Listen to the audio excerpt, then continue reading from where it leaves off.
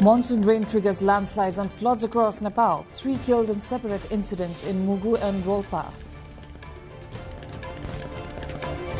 Resident doctors protest demanding implementation of labour laws in hospitals. Education Secretary reaches Dhangadi to hold talks with Dr. Govinda Kesi.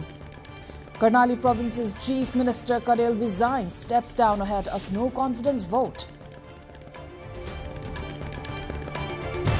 India's youth-led Cockroach Janata Party calls off protest. Move comes following resignation of Education Minister Pradhan.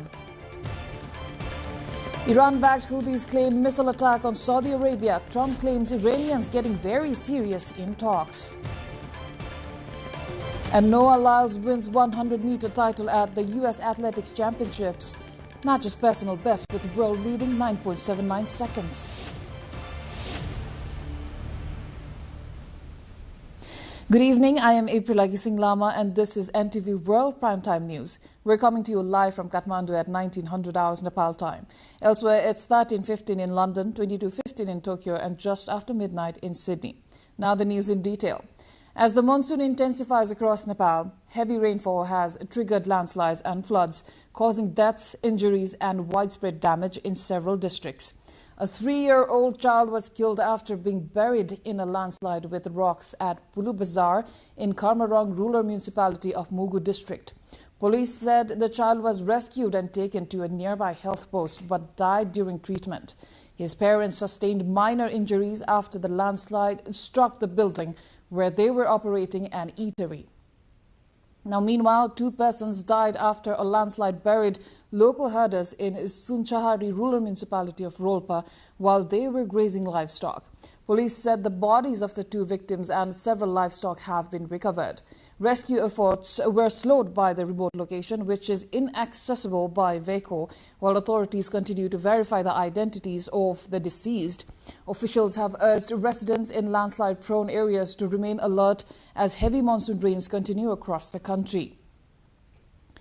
Now, monsoon-triggered landslides and muddy road conditions have disrupted traffic on major highways, affecting commuters and daily transportation across Nepal. Traffic along the Siafru-Besi-Raswagadi road has been affected after continuous rainfall and landslides turned several sections muddy. Container trucks carrying goods imported from China in electric vehicles are facing difficulties as road widening work continues with Chinese assistance.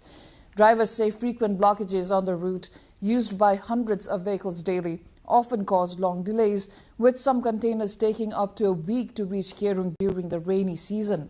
Meanwhile, transportation has resumed on the Baglung section of the Kaligandagi corridor after a week-long closure caused by a landslide near Chaurikola Bridge in Jaimini Municipality 8. The Road Division Office Baglung cleared the debris using 2 loaders and an excavator, allowing one-way traffic to resume. Officials say further work is underway to ensure smoother movement as monsoon-related disruptions continue. In other news, thousands of resident doctors staged a protest in Nepal's capital, Kathmandu, today, demanding better pay and improved working conditions.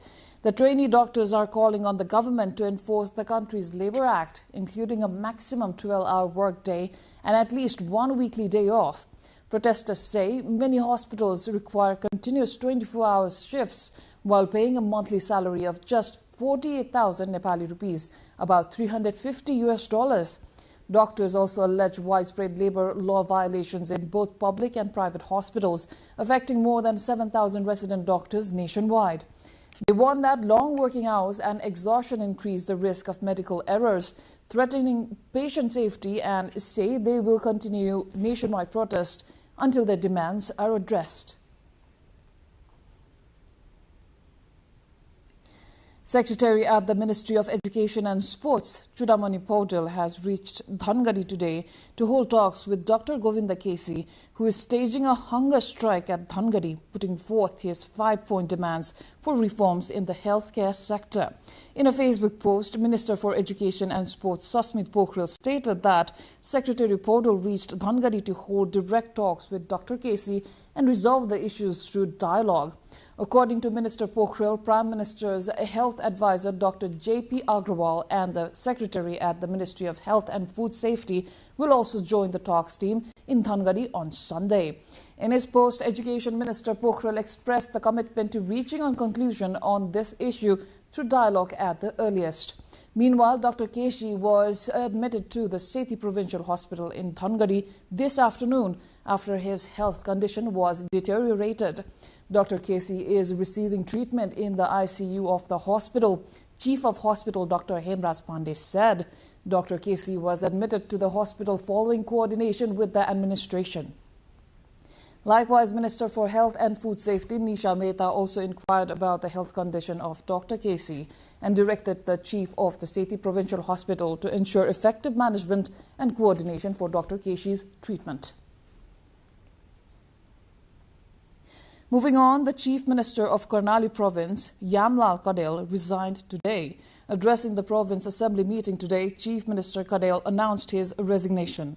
The Province Assembly meeting was summoned at 3 p.m. today to discuss the no-confidence motion lodged against Chief Minister Kadel at the Province Assembly on July 16. Before the voting on the motion, Chief Minister Kadel stepped down, paving the way for the formation of a new government in Karnali Province. A total of 16 Province Assembly members of the Nepali Congress and the Nepali Communist Party had lodged the no-confidence motion against Kadel on July 16. We're going for a short break here. More news coming up. Do stay with us.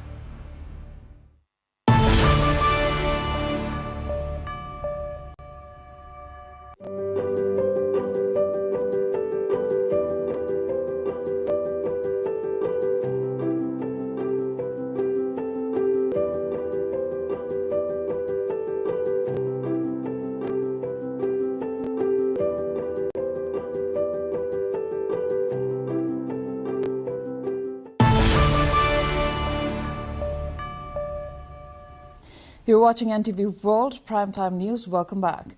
The Nepal Rashtra Bank, NRB, has made 15th Amendment to the Integrated Payment Systems Directive, incorporating the provisions of National ID card in the process of opening wallet and updating users' details by payment service providers. According to the circular by the Payment Systems Department, licensed payment service providers should mandatorily verify electronic record of the national ID for Nepali citizens before opening a wallet as per the revised regulations. Similarly, licensed institutions are required to obtain a self-declaration from wallet users by October 17, whether or not they have a national ID through a mobile application or any other sustainable means. For users without a national ID, there should be a system in place to inform them every month to update their information once obtaining the ID. Now, Nepali citizens living abroad can open an electronic wallet online using the required documents, and this arrangement remains unchanged. In other news, the growing monkey menace has become a serious threat to agriculture across Nepal, destroying crops, disrupting farmers' livelihoods, and forcing some communities to abandon farming. Now, a government task force has recommended urgent measures including protective fencing, alternative crops, stronger compensation and legal reforms to curb crop damage caused by monkeys and other wild animals. Rojina Rai, along with our local correspondent Kesab Raj Bister, brings the report. A government task force on human-wildlife conflict has submitted its report to the Minister of Agriculture, Forest and Environment, recommending both short-term and long-term measures to reduce crop damage caused by monkeys and other wild animals. The task force was formed by the ministry after identifying monkey-related crop destructions, farmer displacement and declining agricultural productivity as urgent challenges. The report submitted on July 23rd calls for reforms to the compensation system to ensure better support for farmers affected by wildlife-related losses. It also recommends increasing public awareness, introducing policy reforms, and strengthening legal provisions to ensure a sustainable and long-term solution. According to the report, scientific, legal, and practical measures are needed to address the growing problem of monkey-related crop damage. Key recommendations include installing protective fencing in affected areas, promoting alternative crops that are less vulnerable to wildlife, and improving the compensation mechanism for farmers. The ministry says it is preparing a comprehensive action plan based on the task force's recommendations. Officials say the issue extends beyond wildlife conservation, describing it as a national challenge that directly impacts farmers' livelihood, agricultural productivity, and the country's food security. The task force has also been instructed to develop a detailed implementation plan incorporating scientific, legal, and practical approaches to monkey management. In addition, it will assess conditions in affected areas and work closely with local governments, relevant agencies, experts, and local communities to develop practical, effective, and sustainable solutions. Authorities in Nepal's western district of West Nawalparasi have collected details of 220 households in Sussa as the government moves to resolve the area's long-standing citizenship issue. The district administration office says the household information was compiled by the local ward office under Nepal police supervision following a directive from the Ministry of Home Affairs. The data covering household heads and family members has been forwarded for review as part of the government's efforts to find a long-term solution to the citizenship problem. Chief District Officer Deepak Raj Nepal said consultations with local representatives will determine which applicants qualify for immediate citizenship and which cases require further verification and legal procedures. Now, Hindu devotees across Nepal are marking Hari Shayani Ekadasi today by planting sacred tulsi or holy basil saplings in household, beginning a 4-month period of worship and fasting observed in the Hindu tradition. The day is believed to mark the start of Lord Vishnu's symbolic 4-month slumber, a sacred period known as Chaturmas, during which devotees offer daily prayers and observe fasting on selected holy days. Temples dedicated to Vishnu across the country, including Bunalilkanta in Kathmandu, are witnessing large gatherings of worshippers as the annual observance gets underway.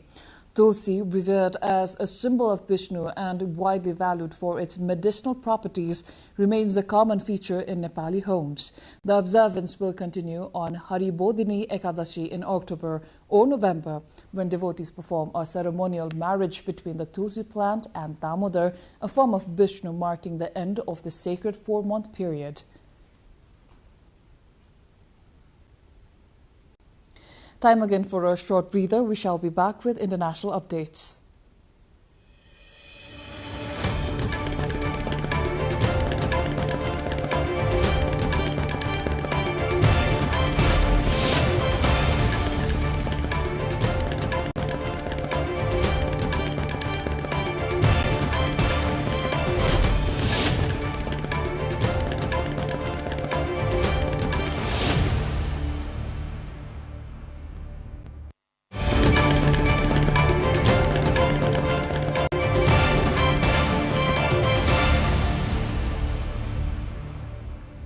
The youth-led Cockroach Janata Party, CJP, has called off its protest hours after the resignation of India's Education Minister Dharmendra Pradhan. Pradhan resigned after weeks of protest over exam paper leaks and testing irregularities. The CJP is not a real party, but a satirical campaign turned national movement. Now, its protest became one of the biggest displays of dissent against Narendra Modi's government in years, with thousands camping in Delhi as demonstrations spread nationwide. Protesters adopted cockroach after a senior judge used the term for some unemployed young people, reclaiming it as a symbol of resilience and defiance. The movement gathered momentum last week after activist Sonam Wangchuk was forcibly taken to hospital. He ended his 26-day hunger strike on Friday. Moving on, the Iranian-backed Houthis have claimed a missile attack on Saudi Arabia after Riyadh launched strikes on targets linked to the group on Friday.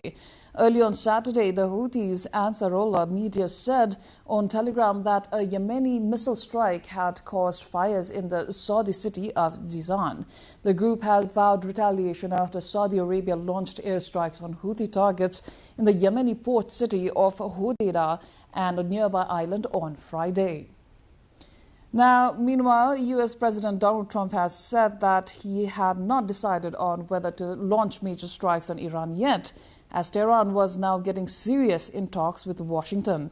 Trump's comments came after reports that an increasingly frustrated Trump was meeting senior advisors to discuss launching a large-scale military operation against Iran. Look, we're talking to them right now. I think they're getting more and more serious as the days go by, for maybe the obvious reason. But we are talking to them right now.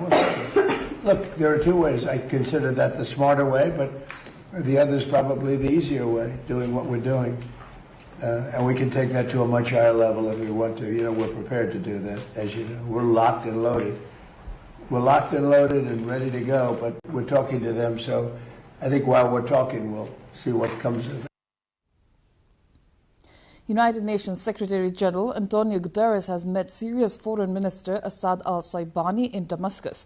Guterres is on a 3-day visit to Syria, the first by a UN Secretary General since the outbreak of the Syrian civil war more than a decade ago. During his visit, Guterres held talks with Foreign Minister Assad al-Saibani, focusing on Syria's political transition and humanitarian recovery. The UN chief called for greater international support as Syria seeks to rebuild after years of conflict and the overthrow of longtime President Bashar al-Assad. Guterres said sustained global assistance will be essential to support reconstruction, stability, and the country's transition following years of war. Now, the first volunteer has been successfully vaccinated in the world's first clinical trial of a vaccine designed to protect against Bundibugyo Ebola virus, according to the University of Oxford. Developed by scientists at the university's Oxford Vaccine Group and Pandemic Sciences Institute, the milestone marks the first time that the vaccine has been administered to humans. Researchers said the vaccine progressed from concept to clinical testing in just 8 weeks, with the trial continuing to recruit volunteers to assess its safety and immune response. The trial comes after the World Health Organization declared the Bundibugyo Ebola virus outbreak in the Democratic Republic of the Congo and Uganda a public health emergency of international concern in May, with no approved vaccines or specified treatments currently available. More international news coming up. Stay tuned.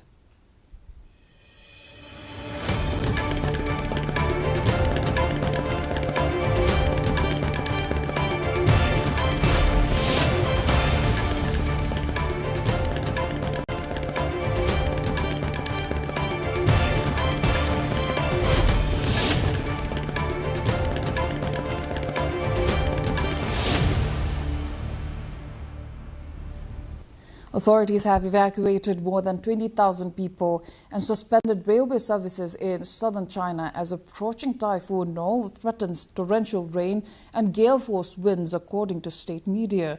The typhoon is forecast to make landfall in the coastal area stretching from Hong Kong to Guangdong province between Saturday evening and Sunday morning, China's National Meteorological Center said.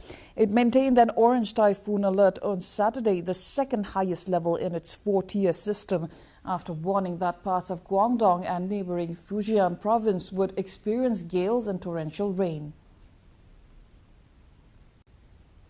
Now, Switzerland's Rhone Glacier has lost more than 4 meters of ice in just 1 month following 2 extreme heat waves, raising concerns that 2026 could become one of the country's worst years for glacier melt. Glaciologists say the Rhone Glacier retreated by more than 4 meters in June and July averaging about 10 centimeters of ice loss per day. Scientists warn the rapid melting could rival the record glacier loss recorded in 2022 if current conditions continue. Matthias Hurst, director of glacier monitoring in Switzerland, said the glacier is shrinking so quickly that ice in the affected area could disappear within the next 5 to 10 years. The accelerated melt underscores growing concerns over the impact of rising temperatures on alpine glaciers and long-term water resources. Moving on, several hundred participants took to the streets of Berlin for the city's inaugural drag march. Drag march celebrating diversity and advocating for LGBTQ+ rights. The event comes ahead of Germany's regional elections in September, where the far-right Alternative for Germany, or AfD, has emerged as one of the leading parties in opinion polls. Many marchers expressed concern that a strong AfD performance could affect the rights and safety of LGBTQ+ communities. German drag performer Bridge Markland said, "Public demonstrations are essential at a time when support for the far right is growing." Organizers said the march aimed to promote visibility, solidarity, and equal rights while encouraging people to remain engaged in the democratic process. SpaceX launched its 13th Starship test flight from Texas, marking another step toward the company's goal of beginning routine Starship operations by the end of the year. The approximately 122-meter rocket carried 20 upgraded Starlink V3 internet satellites, which briefly connected to SpaceX's network of around 10,000 orbiting satellites before re-entering Earth's atmosphere and burning up as planned on a suborbital trajectory. The mission also tested a new version of Starship designed to support the expansion of the Starlink satellite internet service, NASA's planned 2028 crewed lunar mission, and the future deployment of thousands of AI processing satellites in orbit. Now, the roughly 1-hour flight ended with Starship re-entering Earth's atmosphere with minimal damage to its heat shield and improvement over previous tests.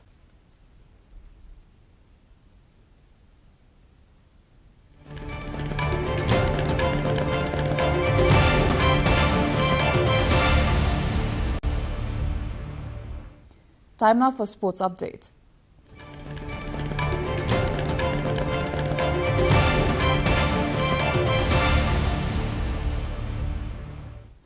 Noah Lyles ran a world-leading 9.79 seconds as he claimed an impressive victory in the 100-meter at the U.S. Athletics Championships. He also equaled his personal best, which he set in winning gold at the 2024 Olympics in Paris with the run at the Icon Stadium in New York City. The previous best 100-meter in 2026 was the 9.82 seconds set by Jamaica's Oblique Seville in June. The 29-year-old American finished ahead of Ronnie Baker in second and third place Kelly Bednarek, who were both given a time of 9.88 seconds, while former world champion Kristen Coleman was fourth in 9.93 seconds. South Korean midfielder Lee Kang-in has joined Atletico Madrid on a contract running until 2031 after leaving French champions Paris Saint-Germain. The 25-year-old has moved to the Spanish club in a deal reportedly worth up to 40 million euros.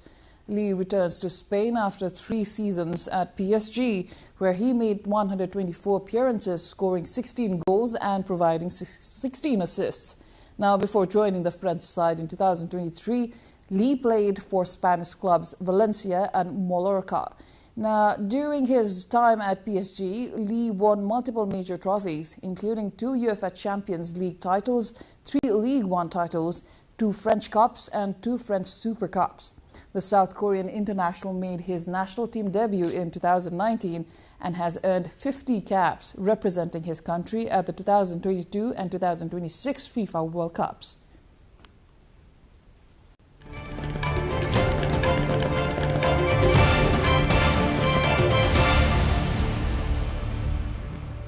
Now, with this, we come to the end of this edition of Primetime News. But before wrapping up, let's take a quick recap of the headlines.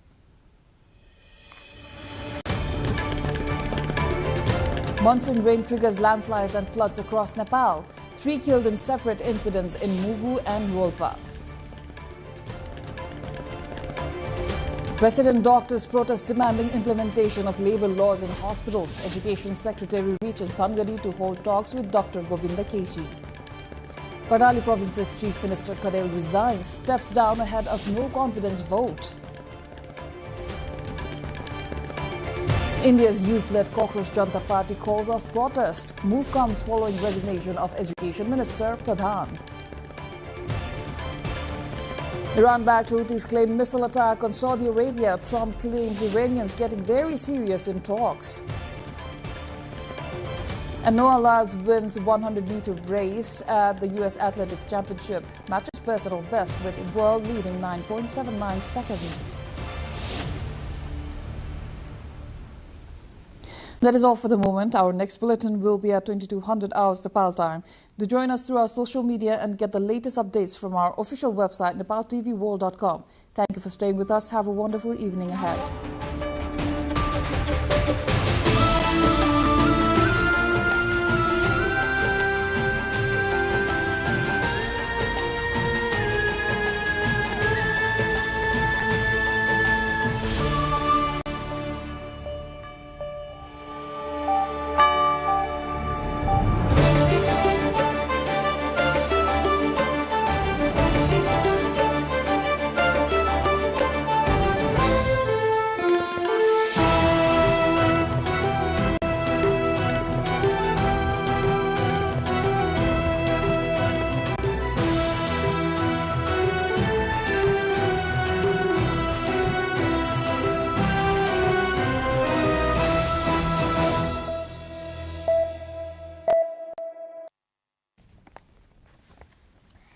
Welcome to the studios of NTV World in Kathmandu.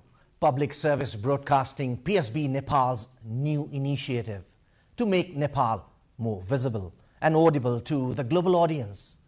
Welcome on board.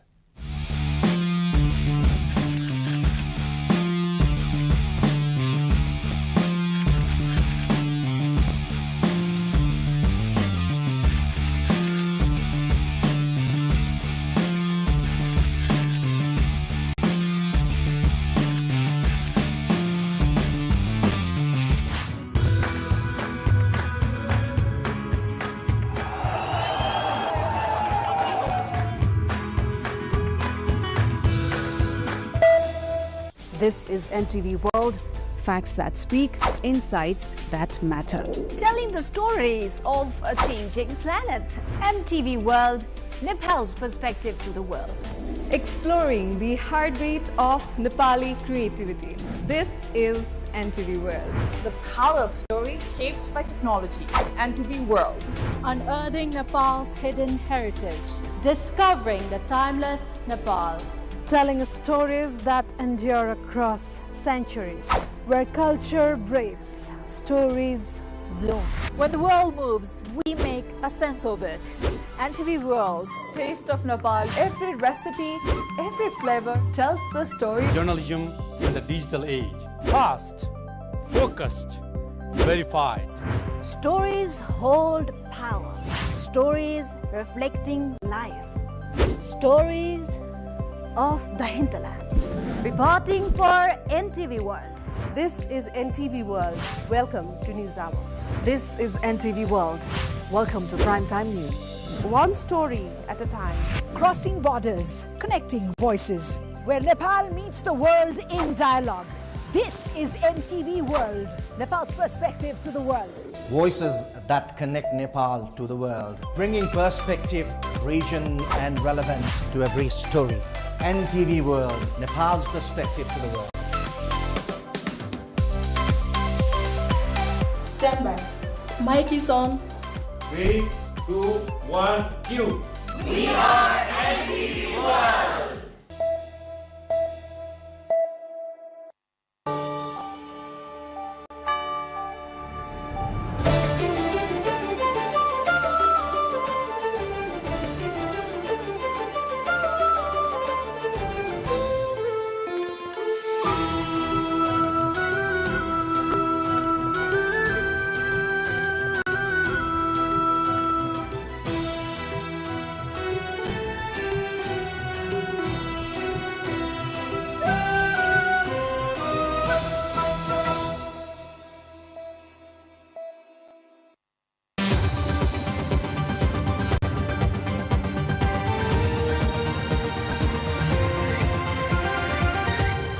This is The World This Week, your weekly roundup of the latest international events and updates. I am Bhavana Casey, and in this edition, we bring you the week's top headlines from escalating geopolitical tensions, major diplomatic developments, global trade disputes, climate extremes, science, culture, and extraordinary stories of human feats and resilience. We have all that you need. Let's begin with the developments in U.S. imposed trade tariffs. The United States has imposed new tariffs on imports from 60 countries, including China, the UK, and the European Union, escalating President Donald Trump's renewed trade offensive. The U.S. has imposed new tariffs on 60 trading partners in the latest escalation in the trade war reignited by U.S. President Donald Trump when he returned to office last year. Those targeted, including the UK, China, and the European Union, will face a tariff of 10% to 12.5% on all goods, accounting for almost all American imports. The tariffs, which replace an identical levy which expires on Friday, are based on claims that key economic partners have failed to properly tackle forced labor. The U.S. Supreme Court had ruled earlier this year that many of the tariffs imposed globally under emergency powers were illegally enacted. The 10% to 12.5% duties on imports were proposed last month by the White House and over concerns that they were not doing enough to tackle forced labor. It added the new duties apply to the top 60 U.S. trade partners, covering 99.4% of U.S. imports.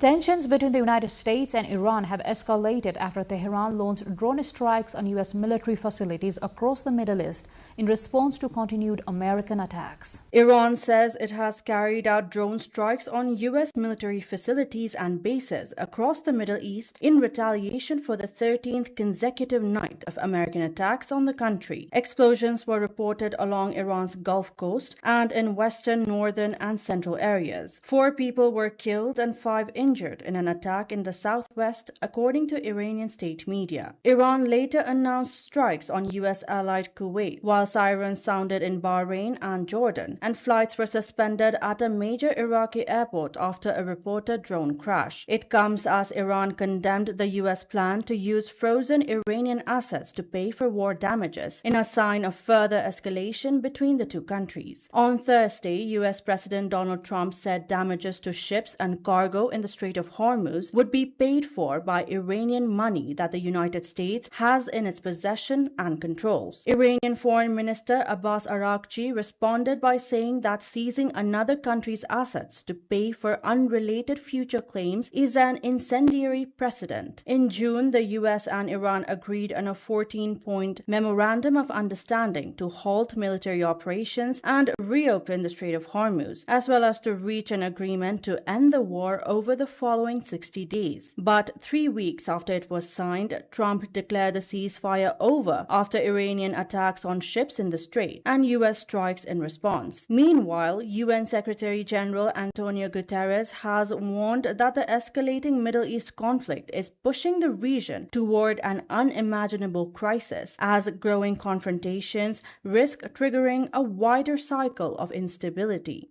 When parties prioritize military solutions over negotiated settlements, civilians pay the heaviest toll. We see this on full display in the Middle East, with devastating consequences in the region and across the globe. The situation is getting out of control. It's teetering on the edge of the unimaginable. The region is being pulled into an ever-widening circle of confrontation. One crisis feeds another, when escalation triggers the next. The escalating confrontation between the United States and Iran has raised fears of a wider regional war as diplomatic efforts struggle to contain the growing tensions. The United Kingdom has a new Prime Minister, with Andy Burnham promising sweeping reforms to tackle economic challenges, rebuild industry and restore political stability. Andy Burnham of the Labour Party has been appointed the United Kingdom's 7th Prime Minister in a decade. Burnham, as he took the office as the new Prime Minister, pledged a 10-year plan aimed at tackling the cost of living crises, rebuilding industry and restoring political stability. In his first address as Prime Minister, Burnham said his government would set out a long-term vision for the country later this year. Later this year, I will bring forward a new plan for Britain, a 10-year plan, laying out a path from where we are now to where I believe we all want Britain to be, wherever we're coming from, whatever party we support. He also pledged to re-industrialize Britain and address homelessness, including ending rough sleeping on the country's streets. Burnham also announced plans to remove value-added tax from electricity bills from October, saying the move will help ease pressure on households struggling with the cost of living. His leadership marks a shift toward a more left-leaning approach for the ruling Labour Party, with a focus on economic intervention and public service. Outgoing Prime Minister Keir Starmer, in his farewell remarks outside 10 Downing Street, meanwhile said he would give his full support to his successor. I'm about to visit His Majesty the King to offer my resignation and close the book on my time as Prime Minister. My work is done. In 6.5 years, I took our party from a historic defeat in 2019, changed it so it was fit to face the country, and won a landslide general election victory in 2024. Since then, it has been the privilege of my life to serve you and this great country as Prime Minister. Burnham now faces the challenges of delivering on promises to ease financial pressures on households while addressing broader economic and social issues facing the United Kingdom. The Prime Minister has appointed John Healey as Chancellor, Ed Miliband as Foreign Secretary, and Wes Streeting as Defence Secretary. Angela Rayner has returned to her previous role as Housing Secretary, while Shabana Mahmood remains Home Secretary, maintaining continuity in key domestic portfolios. The Nelson Mandela International Day has been marked across the globe with renewed calls for global action to end poverty, inequality and injustice, while honoring the late South African leader's enduring legacy of peace and reconciliation. The United Nations marked Nelson Mandela International Day with renewed calls for global action to tackle poverty, inequality, and social injustice. During an observance at the UN General Assembly, Secretary-General Antonio Guterres said, "Ending poverty requires a transformation of economies and societies that puts people at the center." Delivering remarks on behalf of the Secretary-General, UN Chef de Cabinet Earl Courtney Rattray highlighted Mandela's belief that progress depends on collective action. Ending poverty and inequality requires rewiring economies and societies to focus policies, budgets and investments where they belong, on people. He said Mandela's legacy was built on principle of freedom, justice, equality, solidarity, reconciliation, compassion and peace, urging countries to continue working toward a more inclusive world. As we mark Mandela Day, let's recommit to the timeless principles that defined his life: freedom, justice, equality, solidarity, reconciliation, compassion, peace. Let's carry forward Mandela's vision of a just, inclusive, equal and peaceful world. UN General Assembly President Annalena Baerbock also honored Mandela's vision, saying peace requires more than the absence of conflict. She said lasting peace depends on human dignity, justice and equality, adding that the responsibility to fight poverty and inequality remains with the international community. Nelson Mandela reminded this assembly, us, of the same principles that guided the founding of this organization. That peace requires more than the absence of conflict, that it requires human dignity, justice, and equality for all. As we mark the Nelson Mandela International Day, we honor not only that vision, we acknowledge our own responsibility to carry this work, this spirit forward. As reflected in this year's theme, it is still in our hands to combat poverty and inequality. Representatives from civil society and local governments also called for policies that ensure access to basic needs, including food, housing and healthcare, while protecting universal human rights. Nelson Mandela was a South African anti-apartheid leader, human rights activist, and the country's first black president. The United Nations General Assembly declared July 18 the birthday of Mandela as the Nelson Mandela International Day in recognition of the former South African president's lifelong contribution to peace, freedom, and reconciliation. Born on July 18, 1918 in Vezo, South Africa, Mandela became one of the most influential figures in the global struggle against racial discrimination and inequality. In India, thousands of protesters have taken to the streets to take part in the protest led by Cockroach Janata Party demanding education reforms and the resignation of Education Minister over concerns about examination irregularities. Protests led by India's Cockroach Janata Party or CJP have intensified as thousands of young people continue demonstrations demanding education reforms and the resignation of Education Minister Dharmendra Pradhan.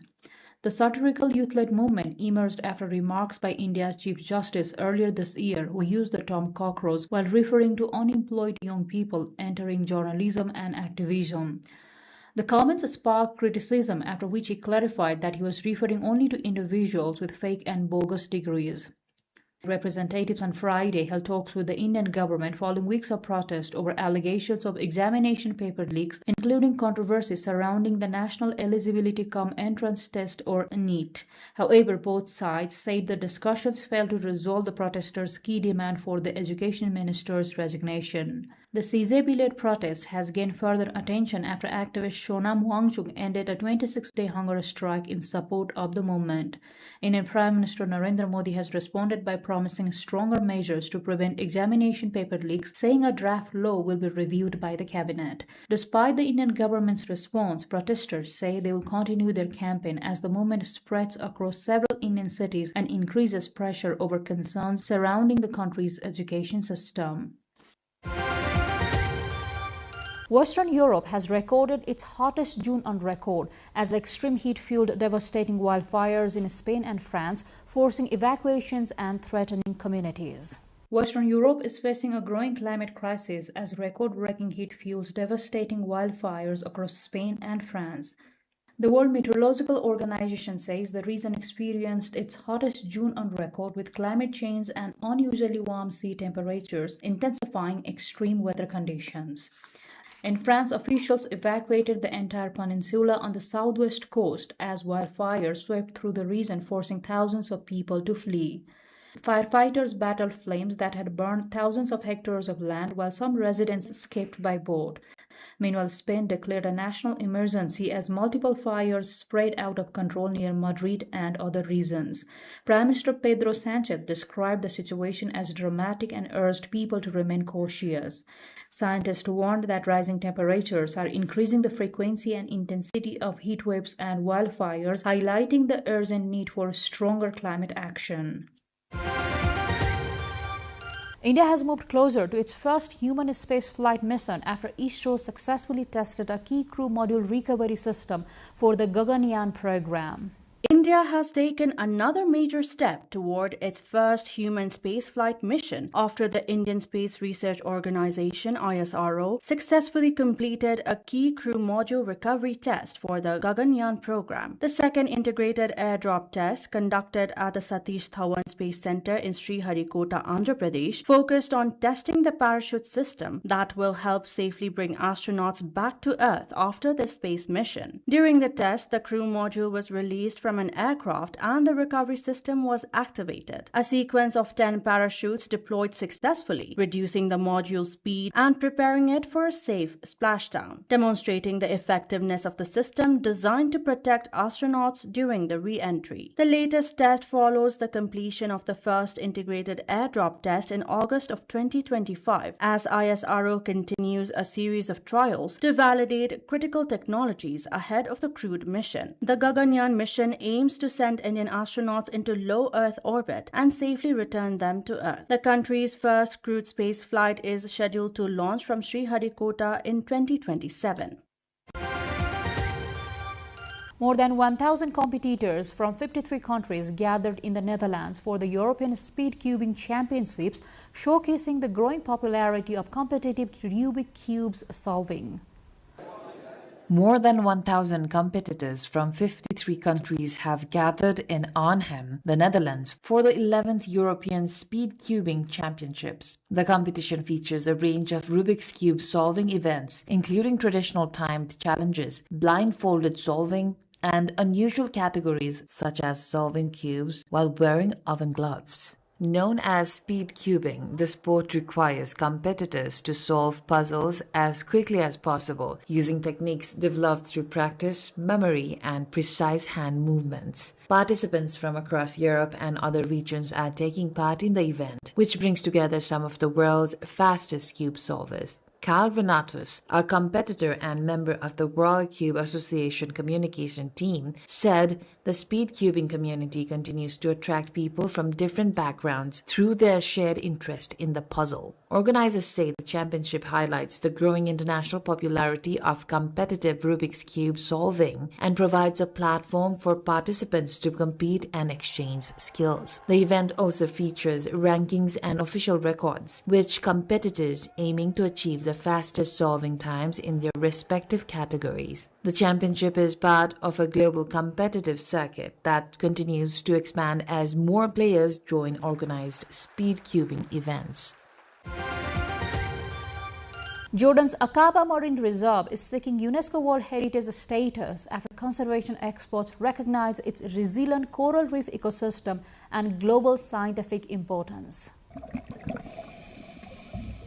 Jordan's Aqaba Marine Reserve, home to the world's northernmost tropical coral reef system, is seeking UNESCO World Heritage status after conservation advisors recommended it for inscription. The reef has demonstrated remarkable resilience, showing high survival and recovery rates despite rising sea temperatures that have devastated coral ecosystems elsewhere.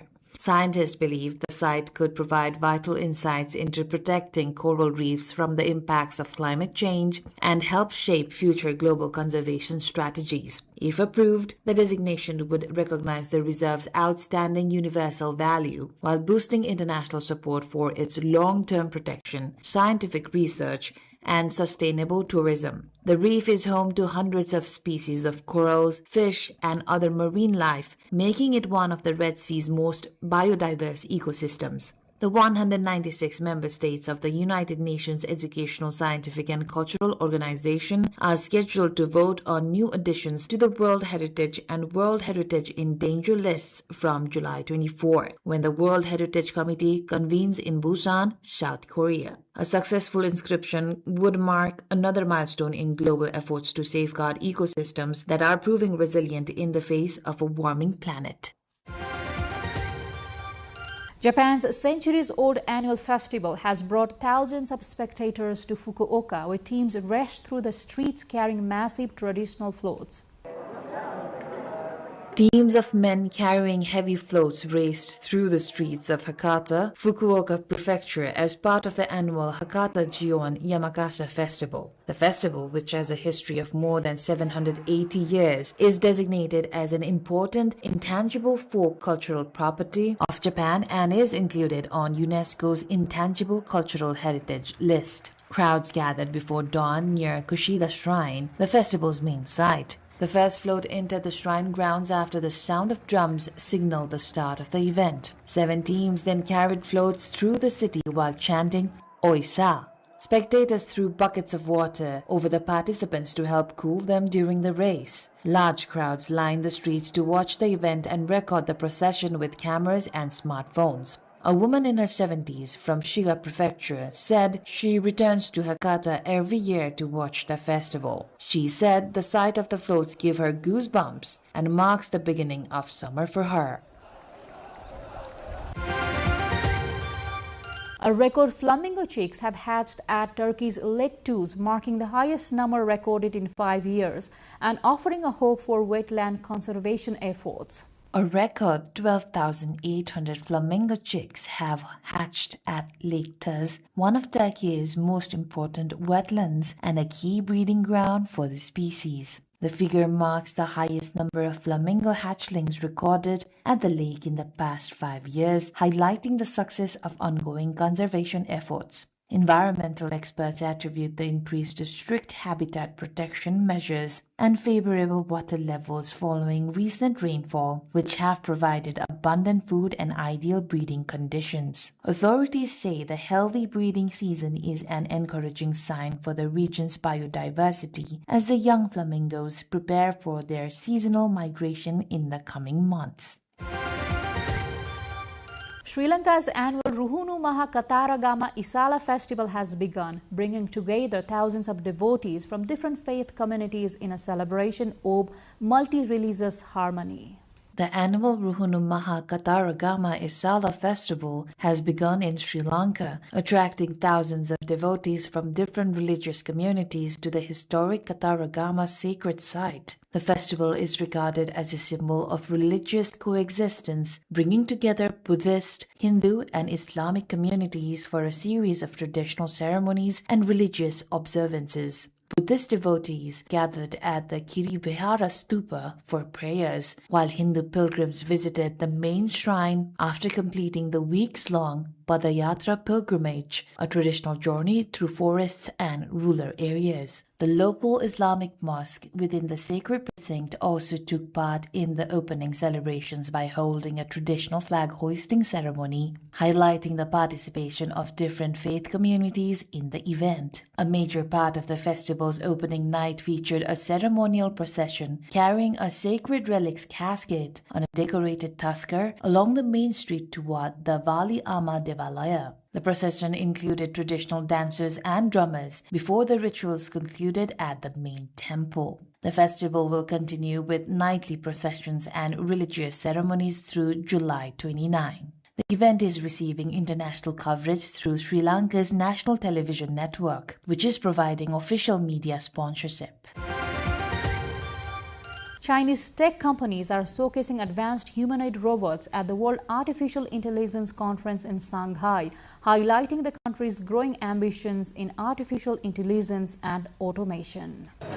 Chinese humanoid robot companies protested their latest developments at the World Artificial Intelligence Conference in Shanghai, highlighting the country's growing focus on artificial intelligence and robotics. The event featured a range of humanoid robots designed for different applications as companies demonstrate advances in machine movement, artificial intelligence systems, and human-robot interaction technologies. China has increased efforts in recent years to develop its robotics industry, with companies investing in research and production of advanced machines capable of performing tasks in industrial, commercial, and service settings. The country is seeking to expand its role in the global technology sector by promoting innovation in artificial intelligence, automation, and emerging technologies. The World Artificial Intelligence Conference brings together technology companies, researchers, and industry representatives from around the world to showcase new developments and discuss the future of artificial intelligence. Visitors at the conference are able to view demonstrations of robotic systems as Chinese companies highlight their progress in rapidly developing field of humanoid robotics.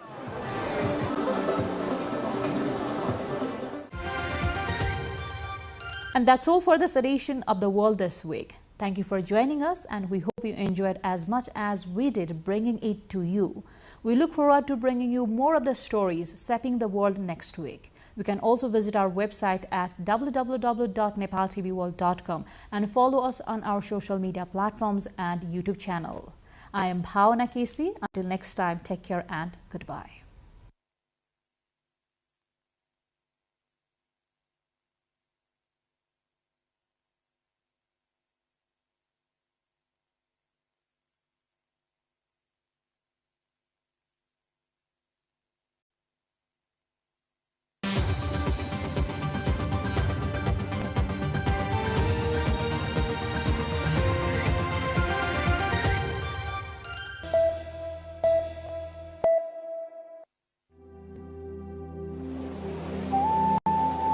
In the natural splendor, the silver-like peaks or the Himalayas glisten.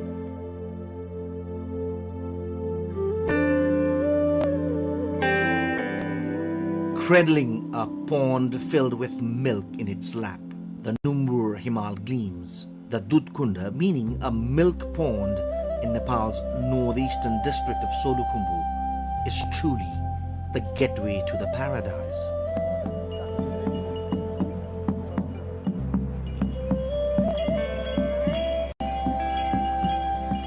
The Numbur, Khatang and Karyalung mountains seem to smile at all times.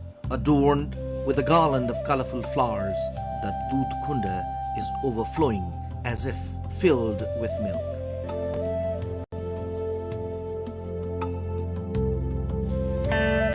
The very sight defines nature at its best.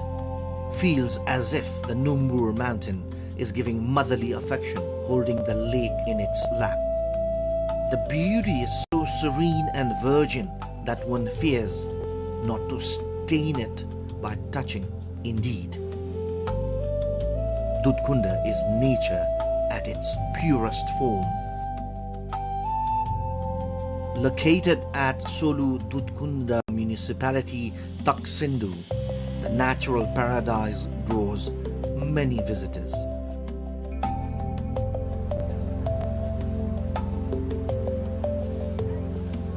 No matter how many words are spent describing it, they all feel inadequate upon reaching there. The name itself is fulfilling and equally sacred. हजारौं नरनारीहरू चाहिँ तीर्थयात्रीहरू दुधकुण्डमा जानुभएको छ। म पनि पुगिरहेँ। दुधकुण्ड असाध्यै पवित्र स्थल, यो हिमाल काखमा रहेको तीर्थस्थल हो, पुण्यस्थल हो, देवस्थल हो र त्यहाँ चाहिँ एकचोटि पुग्नै पर्दो रहेछ। त्यहाँ पुगेर जुन आनन्दको अनुभूति हुन्छ त्यो चाहिँ कहीँ पनि पाइँदैन भन्ने चाहिँ महसुस भयो। आनन्द लाग्यो, भएन मस्त लाग्यो। अनि यो ठाउँमा चाहिँ आएर तपस्या गरेर बस्नु जस्तो जस्तो लाग्यो मलाई। एकदमै राम्रो लाग्यो हैन, प्रकृतिले दिएको रमणीय तीर्थस्थल हैन, जो कोही पनि एकचोटि चाहिँ यहाँ आएर एकचोटि भ्रमण गरेर दर्शन गर्नुपर्छ जस्तो लाग्यो। Situated at an altitude of 4,531 meters above the sea level, Dudkunda is a sacred pilgrimage site of culture and nature. It feels like nature has blessed this place, and culturally, it has bound all castes and ethnicities in a thread of unity.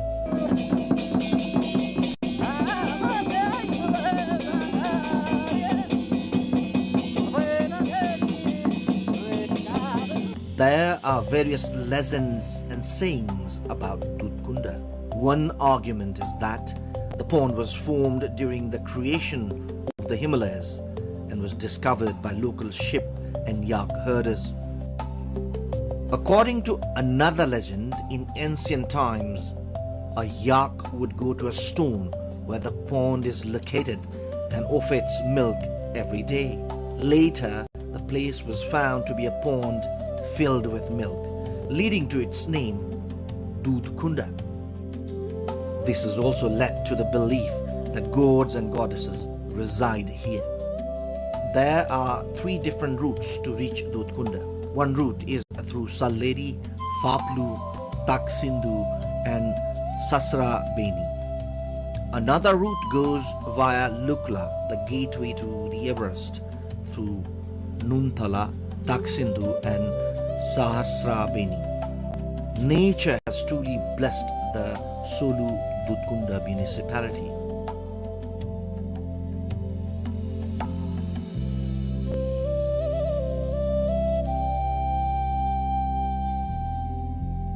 Truly, just like the majestic Mount Everest, Dudkunda has the potential to be the destination for everyone in the days to come. It is a thread of unity among all castes and ethnicities. Just like the holy water of Dudkunda, it will become a pure and excellent destination.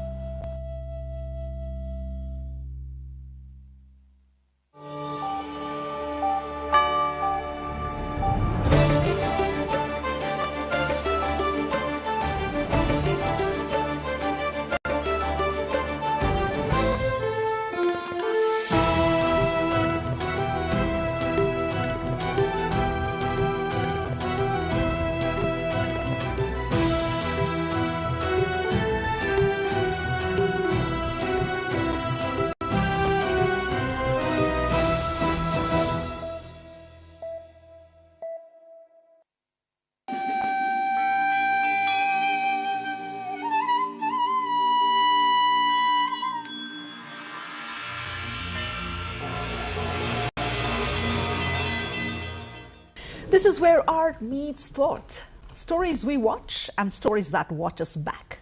Stories that linger not just in the mind, but in that quiet, unspoken space of being human. Welcome to Creative Forum, where art is experienced, not just discussed. I'm Shivani Thapa Bosniak, and from the crossroads of Kathmandu, we're joined in by two extraordinary voices. One from Iran and the other guest from China. Civilizations that have, 4 centuries now, shaped the way humanity tells its stories. From the poetic soul of Persian traditions to the philosophical depth of Chinese thought, these are cultures where storytelling was never merely expression, but reflection, memory, and of course meaning.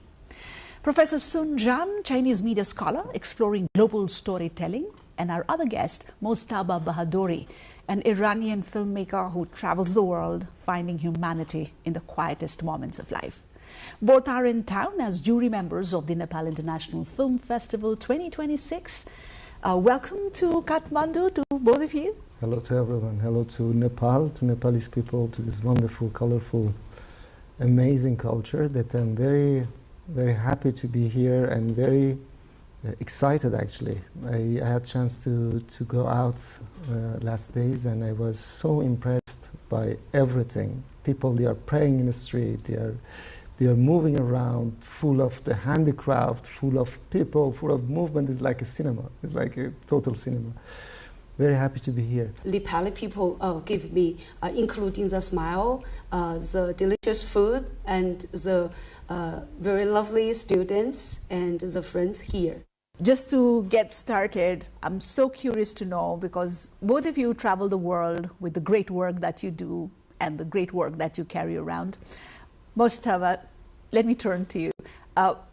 Why did you pick storytelling? The storytelling, I think, is a part of our culture as Iranian. So poetry and storytelling is a part of Iranian culture, and we're born with that. I feel like all the Iranians, they're born to be a poet or read poetry and tell a story through their poetry. In the opening of the festival, there was a director of Sholeh. You remember? Ramesh Sippy, right? Yes. I was so surprised because I remember I was a child in Shiraz. I born in Shiraz. I grew up in the south of Iran. And it was forbidden to watch foreign films, as it still is a lot of things forbidden in Iran. So people, they would hide video VHS around in a city, and we found a video VHS of the Sholeh. It was one of the first films I watched in my life. I never will forget the scene of the Sardevi.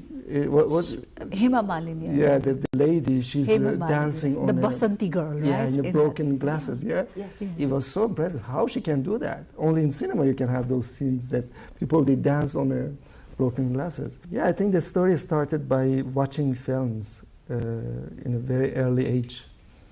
Forbidden films, like anything is not Iranian or is not about Islamic culture, yeah? Which actually they structured our character. When I was a teenager, my father bought me a VHS camera and I started to film things around of myself. I had only one video cassette, so I would film over and over that cassette. You remember, we could put it back or turn it back and then the cassette tape, yeah, right? Cassette tape, yeah. So I will film one thing and then I would watch it several times, and then I didn't have any other film, so I would film it again on top of that. That started by that and theater. I started to write theater piece when I was 13. Always very, very influenced by things around of me, especially in the Persian culture. Really amusing to know that your childhood or maybe your growing years were so much similar to that of us here in this side of the world, right? Pretty much amusing. How about China, Professor Shun? Why communications? Why did you even choose to come to this field? I found, because China is a very large country, there are a lot of people living different places. 30 years ago, at that time, not everybody can speak in Mandarin, even at that time. And we have a lot of mineral races there. But now the things has been changing better and better day by day. And after I got my PhD, I became a lecturer, associate professor, and a professor in my university. I am the head of the Department of Journalism and Mass Communication, University of Electronic Science and Technology of China. And I love mass communication because I got a PhD for mass communication, and later I choose my research about social media and online media, because my university focus on high-tech knowledge and the computer science, AI tech knowledge as well. We have a lot of cooperation between different mayors, and I'm so interested in cross-cultural communication. When I came to Nepal 10 years ago, I was addicted by this country, by Nepali people. I love this country very much. So that's the starting point of my research about cross-cultural communication. And I do appreciate everything. It's so beautiful to see how Professor Jan enjoys Nepal, right? So both of you are here for NEF, and the one common thing that I really am curious about is you both come from civilizations where storytelling is ancient, it's layered, and it's deeply philosophical, right? And I wonder, when you engage with cinema today or filmmaking today, do you feel you are creating something new, or you're continuing something that has always existed in your cultures? I think originality is not very important in a storytelling. Your story shouldn't be original, it should be truth. It should be deep and should be personal. So I don't want to tell original stories. I don't try for that. I try to say truth, or to say the stories that is close to my heart, you know. So I think in the end we are repeating the same story of the human being, yeah? But just we have different approach because we have different experience, or we experience the life differently. Yes. And like talking about love, you know, so many poetry about love, but they're all different because they have different approach to love. You know, they see the love in different things, or they try to explore it differently in each of them. I think the storytelling in a film also is the same. Actually, in a jury, as a jury, we have a section that we have to say how original is the film. And this is one of the sections I like the less because that's not really important to me. But for me, what is the impact of the film? You know, this is a part of the jury judge that verdict that I give more importance to it. What was the impact of that film on me as an audience, as a person just was watching it, and also about that, you know, the technical part is very important sometimes to make things impactful, like the sounds, the image, but still is less important than the subject and how we approach the subject. What we are telling, what's the story that we want to tell to our audience. So yeah, I think originality is not very important for me. But being true, yes. Do you see films as an extension of that, you know, a Persian artistic tradition where meaning is, you know, often found when it is left unsaid? I mean, does your work more focus on the silences between the words and the sounds? This is what we say in music. A note doesn't have a sense if there is no silence between notes. If you put two notes without silence in continuity, it's like. But if you do it, there's a silence. So the music burns through the silence. I think the story also burns after the silence is established in a story. So we have this culture of the silence in Iranian cinema, like big names that many people they know, and I see also kind of Nepalese young filmmakers. They are quite familiar to the Iranian cinema. We have a lot of silence in Iranian cinema because we need that to reflect about what we hear. You know, we hear a sentence, then we have to listen to that inside of us also.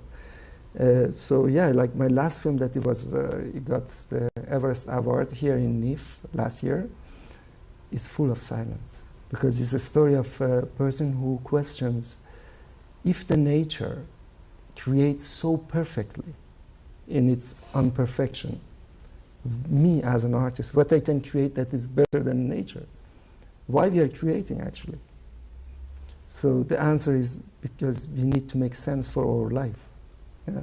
So I see the storytelling and artistic practice as a need for making sense to our life and also presenting a sense to other people, a proposal to other people. Okay, we can see the life in this way also. From what I understand, you were born and raised in Iran, yes. And then later you shifted base to France, where much of your career has really, expanded and extended. So how has France changed you as a filmmaker?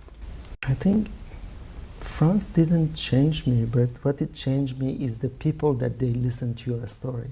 And these people, maybe you can find them in China, in Nepal, in France.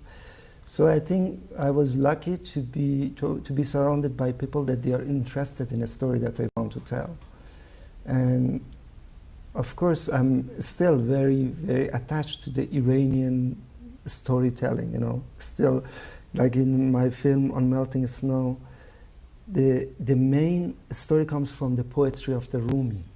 So if we are cut from the origin, what will happen to us? Yeah? We will always go back to the origin, especially when we grow. We say, okay, I have to look back who I am. Yeah? The idea of who I am comes from the poetry of the Persian poetry of the Rumi. But then I shoot it in Iceland, partly in Belgium, and partly in North Africa, because I was looking for a very minimalist landscape. So I went to find those landscapes in different places in the world, from the Atlantic, from the north to the south of the planet. I would say French culture and cinema is very open to new voices, is very generous in listening, and I'm very lucky, I think, to be able to be part of that culture for such a long time. Yeah. Chinese philosophy also has explored, long explored, like Yes. ideas of balance, harmony, and of course, relationship between individuals and the collective, right?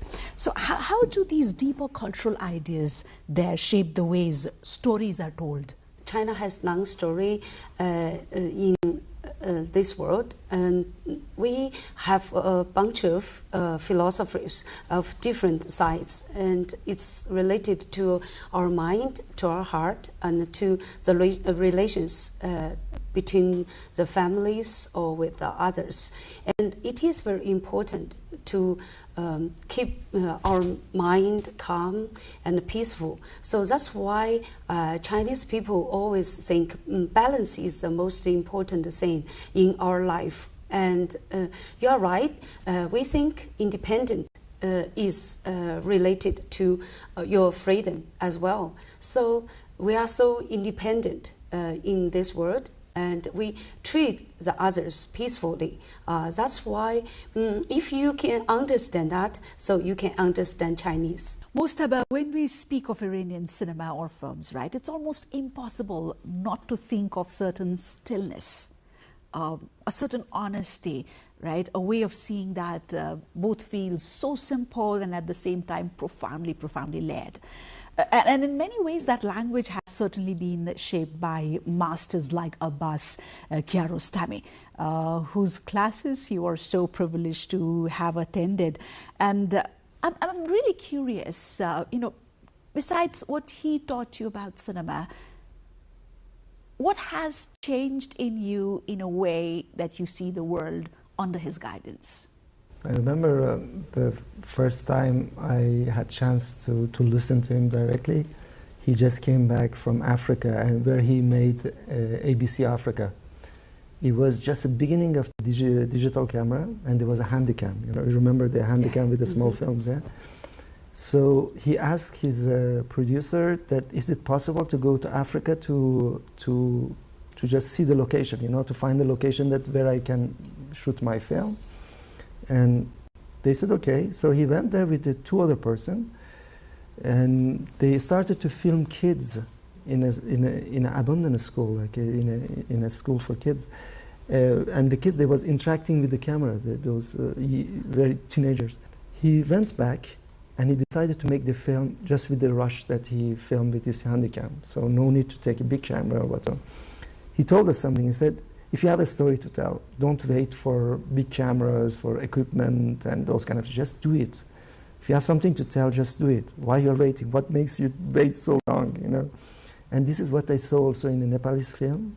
I watched, I think, over 30 Nepalese film in a section that I was part of it. And I see there is a lot of courageous film that they are telling their story with, you know, the minimum technical equipments, and that makes me so happy, because you can keep it as an idea and wait for the perfect situation, and sometimes never happens. But you can also take a little camera with your friends and just film your grandmother, I don't know, your sister, the people in your village, and tell the story that is important to you. So I'm very happy to see that in a Nepalese film, really. I'm very impressed by that. And also, I think, for me, the first thing I learned from Abbas Kiarostami is like, just do it. Don't wait for the perfect situation. Sometimes never you will have it. Just do it. Thoughts of a true creator, I believe. Yeah. Right. And even in your work, we can see a lot of simplicity of the similar kind, inspired maybe by Abbas Kiarostami. So is minimalism for you, Oshtaba, an aesthetic choice, or is it a philosophical one? I think if you want to emphasize one subject, you need to decide what you don't want to talk about it, right? It's like in a conversation, yeah? If I want to talk about the human condition in a certain place, why I have to talk about the things that is not connected to the human condition? So I think in the end, for being more precise, you need to be minimalist. You need to choose in the end. And, you know, I think in the end, for having clear mind also, you need to, what we do in a meditation, right? We try to just concentrate on our respiration, concentrate on the minimum that calls existence, right? I think the film for me also is the same. If I want to talk about the subject, I would like to make it just that, you know, put it there like a good chef cuisine, yeah? You put little things there, then when you eat it, you feel it, you know. This is the idea. Wow. I can listen to you like the entire day. It's interesting, right? This idea of saying more, you know, with less, you know, of trusting the audience, right? Yes. The minimalist approach in filmmaking, it's the purity with which that is portrayed is so beautiful to any aspirant or people who love real film and drama. Professor Zan, from your perspective as a media scholar, in today's very fast and very content-driven world, is there still space for this kind of quiet and very contemplative film? Yes, and I think the house is quiet is a kind of power, because it's from our mind. I do agree. Mashtaba says the truth is the most important thing in this world, even including the films, the fiction films, both fiction films and documentary films. And this year, I bring Xizang Panorama to Nepal again, and this is a second Xizang Panorama. And last year, I'm a jury and organizer, and this year I am a director as well. And because we listened to our audiences here last year, I found I should present a new Xizang to our audiences, tell the world what's the truth in Xizang, how developed it is now. Because Xizang is a modern society, it has a high-speed train, bullet trains there. It has a lot of high-speed road, highways there, and the environment is still very good. We protect our environment very well in Xizang. We protected the lakes, the mountains, and the animals there. There is a story about Slow Leopard. It will screen this afternoon. That's about how we deal with the relationship between the protected environment and the people's financial right. Because a Slow Leopard will go to the local people's house, around the house.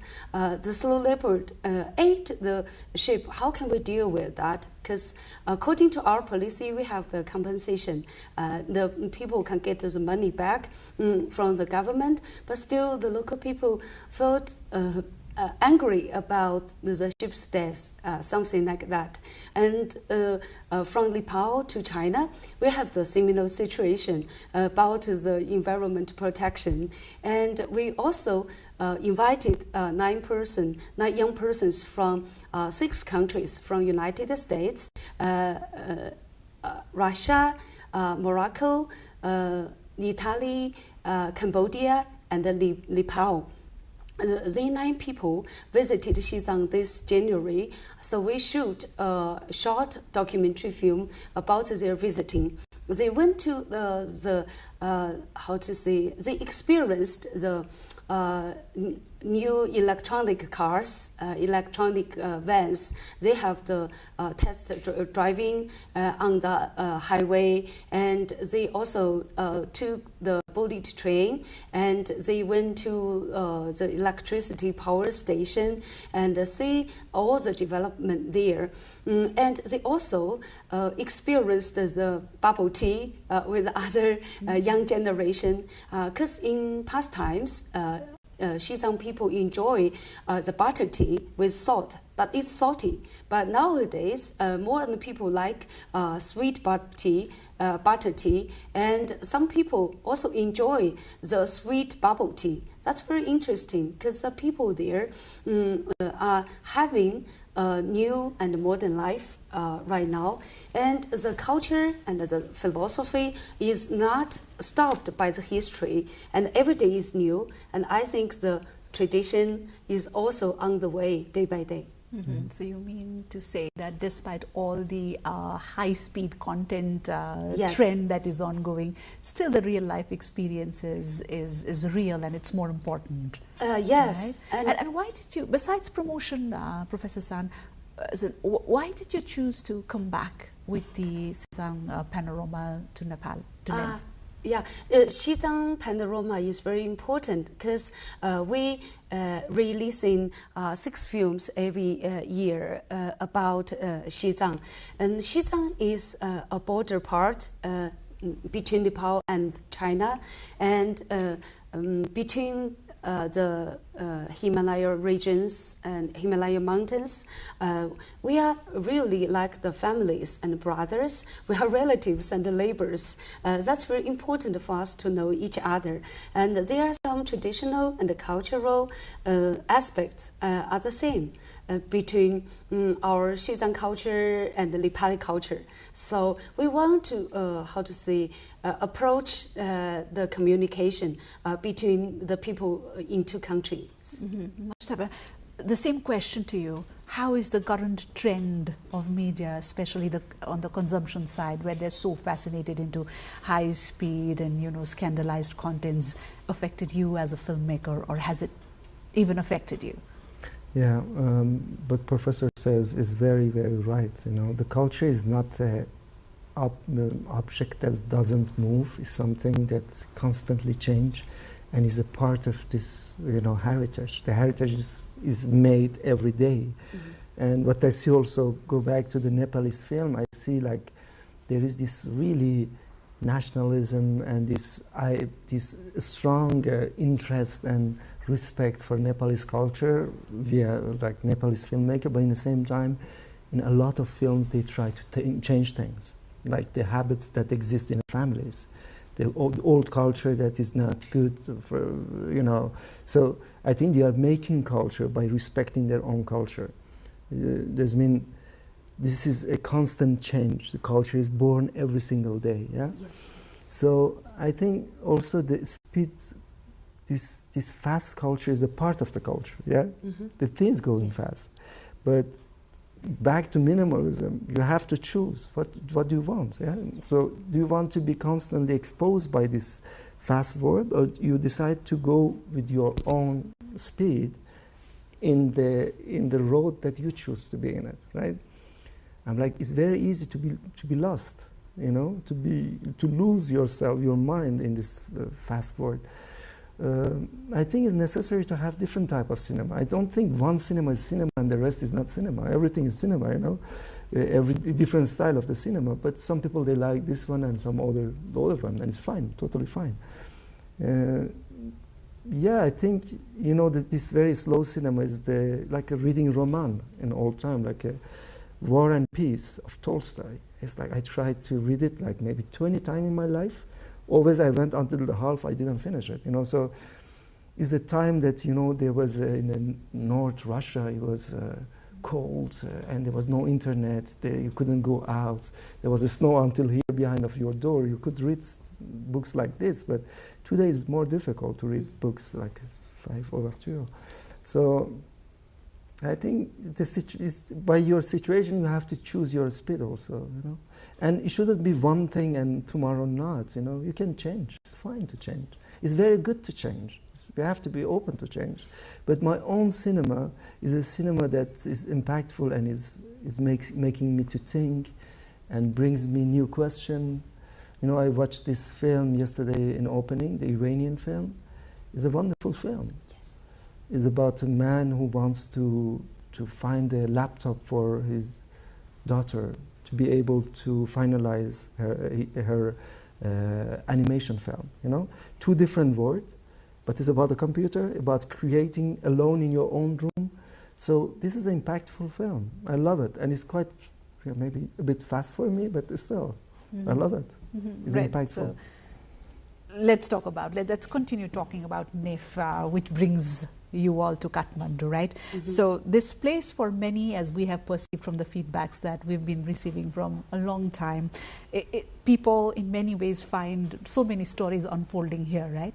So, but you are both creative people in communications and filmmaking. So as you arrived here, not as tourists, but as storytellers, what was that thing that you took note of that perhaps others might have overlooked? In the films? No, in Kathmandu. Right? I didn't still have so much chance to, you know, to discover the city. But, you know, it's a very kind and very attentive culture. It's a culture to make you comfortable and welcome you. I felt it since the first day I arrived here. And also, everyone does what they can to find a solution if there is a problem. So I love that. And I really, yesterday for opening, we was crossing this shopping mall. And I was seeing there is, you know, while I was going up, there was some people, they were selling sunglasses, but they were watching in their YouTube a video of dance, and I was like, so amazing. Now I'm going for opening of the festival of the country, and I see the real life while I'm in the stairs. So it's a very true festival, true people, and the way they do it is very true, and I love that. How about the festival?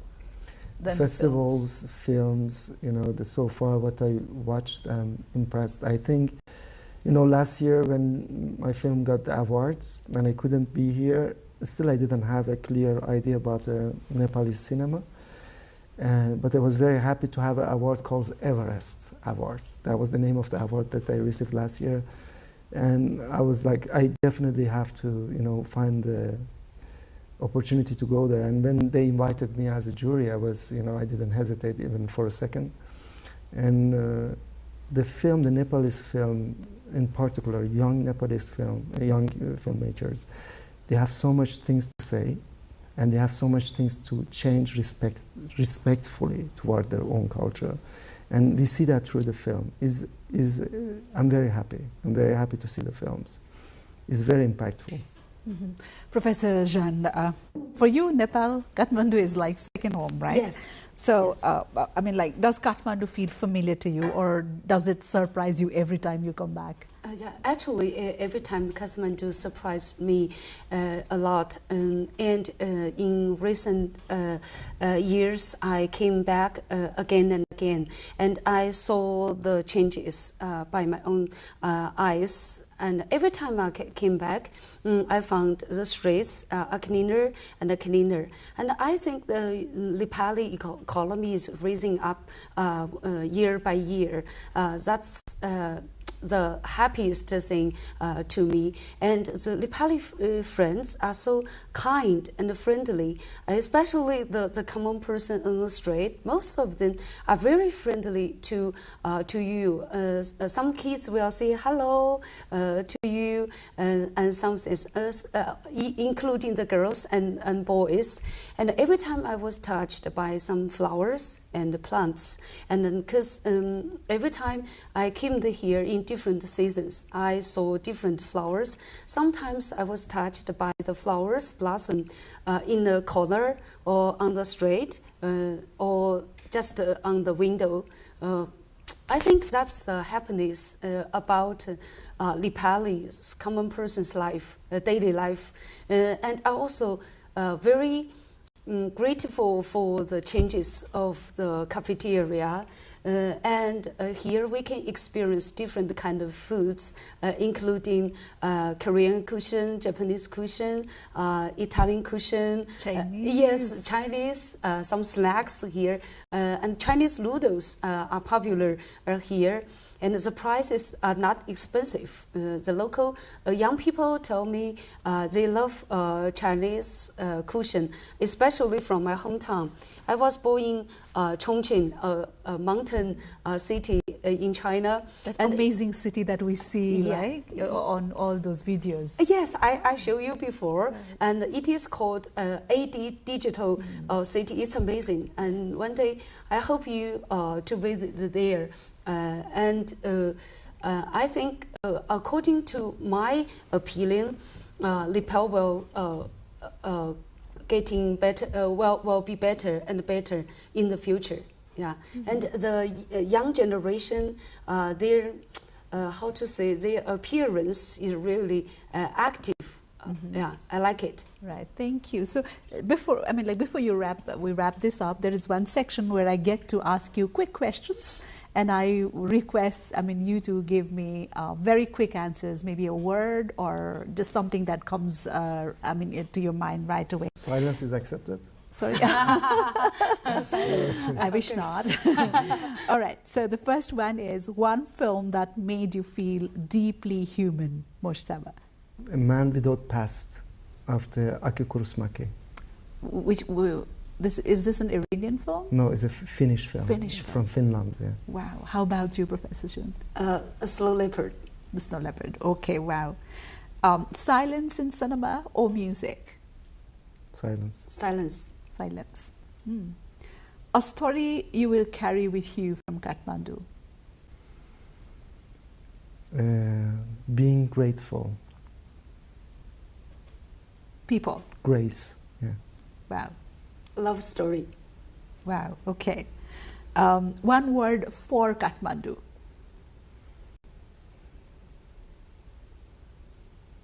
The smell of oud is not one word, but the smell of this, what they turn on in a praying, the oud. The incense. The incense. Yeah, the smell right. of incense, yeah. Joyful. Joyful, all right. Story first or image first? A story. Story. How do you see cinema today? Overwhelming or evolving? Evolving. One thing young filmmakers should hold on to? Keep doing it. Yeah. Don't stop. Don't stop, yeah. AI technology. Wow, okay. Thank you so much for your valuable time, for taking the time to come over to NTV World Studios and being there at NIF. And yes, do continue your great job and keep inspiring us all. Thank you very much for hosting us. Thank you. It's our great honor. Yeah, thank you. In the quiet between the poetic silence and the academic vision that I talked about, the two valuable voices that we had with us here in our studios, we really found a shared heartbeat, even among themselves. For the shadows of Tehran to the lights of Kathmandu, we are certainly reminded that while the world may break, the story remains whole. Thank you for being part of this Creative Forum episode, and until next time, this is Shivani Thapa, Busnet, signing off. Goodbye.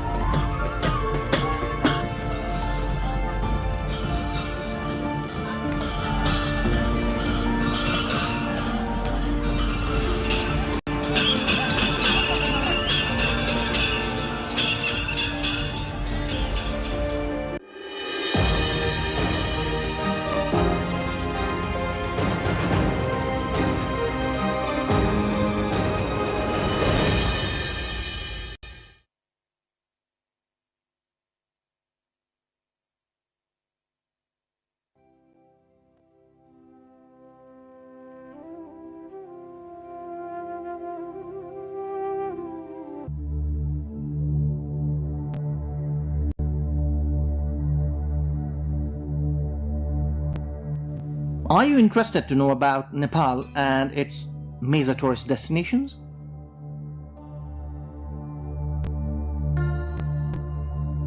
Do you want to see some of the best destinations in Nepal? Are you the one who enjoys nature, culture and adventure? If yes is the answer, then come with us. We are introducing you to the tourism heaven of Nepal, the Gandaki province, and the exotic destinations.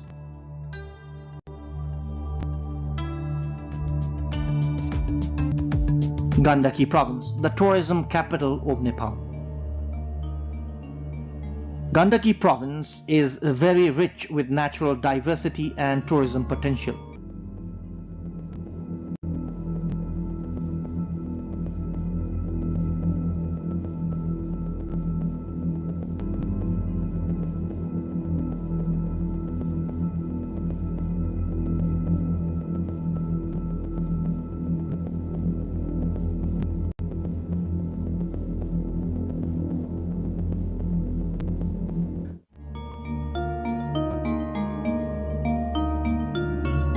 Pokhara is undoubtedly #1 destination for tourists in Nepal. The valley, blessed with natural beauty, attracts domestic and foreign tourists alike.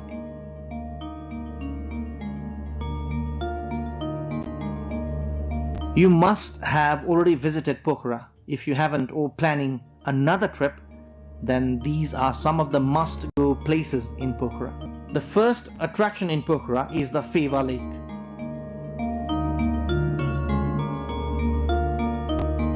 Boating in Feva Lake is a ritual for every tourist visiting this paradise.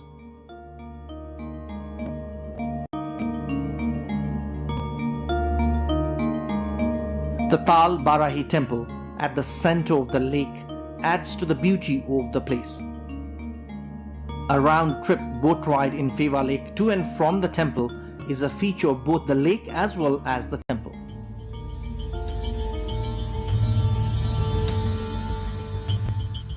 Separate boat ride, watching the reflection of Mount Machapuchre on the lake and fishing spice up the Feva experience.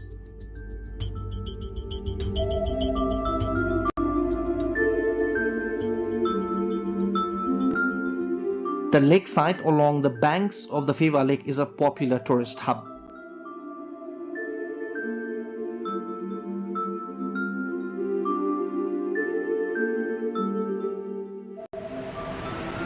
Many tourists in Pokhara choose Devi's Fall as their second destination in Pokhara.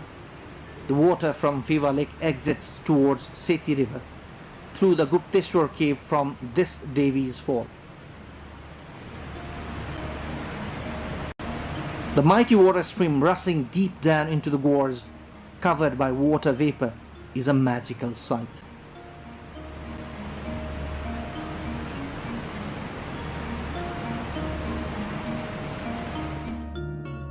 Pokhara is known as the city of lakes and caves. Many of the lakes and caves have religious importance. This is Gupteshwar cave at Chorepatan area. Inside the cave, the idol of Lord Shiva is a well-known pilgrimage. Further inside the cave, one can see the Devi's Fall. Mahendra cave is another famous place in Pokhara, and nearby is another well-known Chamere cave. Both the caves can be visited together.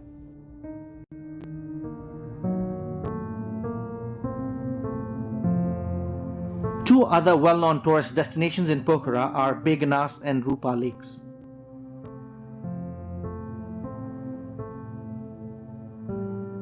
Fresh fish of Begnas Lake is a sought-after delicacy. Rupa Lake is just round the corner beyond a small hill towards the eastern edge of Begnas Lake. Away from the hustle and bustle of the town, Begnas and Rupa Lakes cannot be taken out of a tourist's itinerary.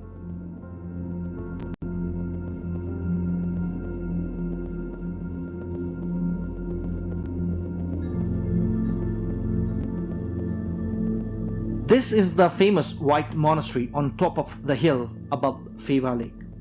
This is also a popular destination for domestic as well as foreign tourists. The top-angle bird's-eye view of Pokhara city from the monastery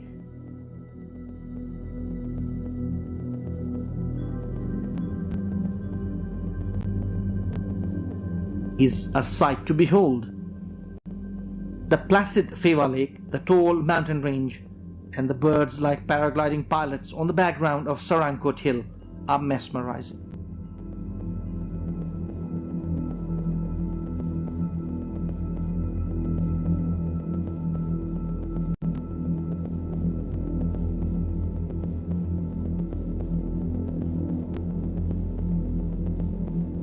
The Bindabasini temple in Pokhara is a famous shrine in Nepal. The best route to visit the temple is on the way to Sarankot. Devotees throng the Bindabasini temple, which is atop a small hill with panoramic view of Pokhara city. The Bindabasini temple is famous among the Hindus across the country.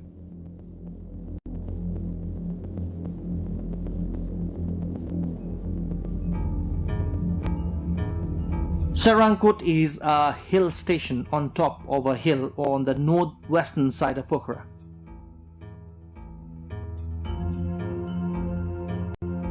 A must-go place to see the majestic Mount Machapuchre and Mount Dhaulagiri in the Annapurna range in front of the eyes, and also the Pokhara and Leknath cities on the other side.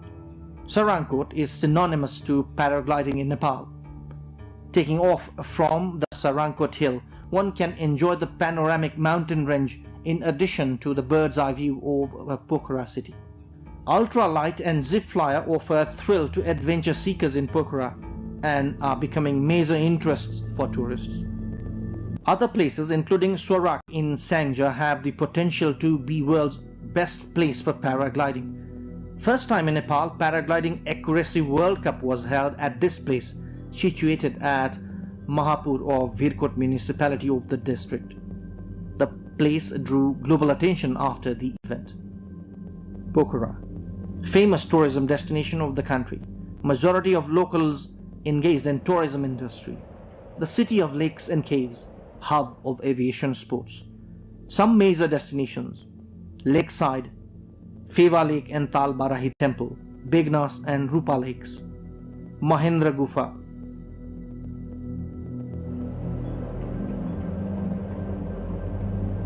Annapurna Circuit Trek features in world's 10 best destinations and adventures.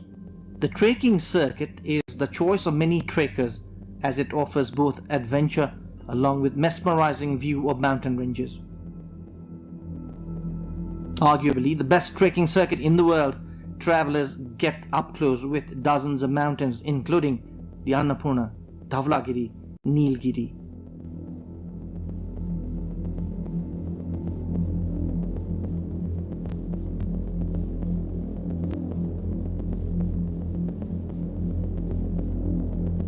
Annapurna circuit ideally is a 14-day trek. The circuit passes through Lamjung, Manang, Mustang and Myagdi district, including Thorangla Pass as the highest point.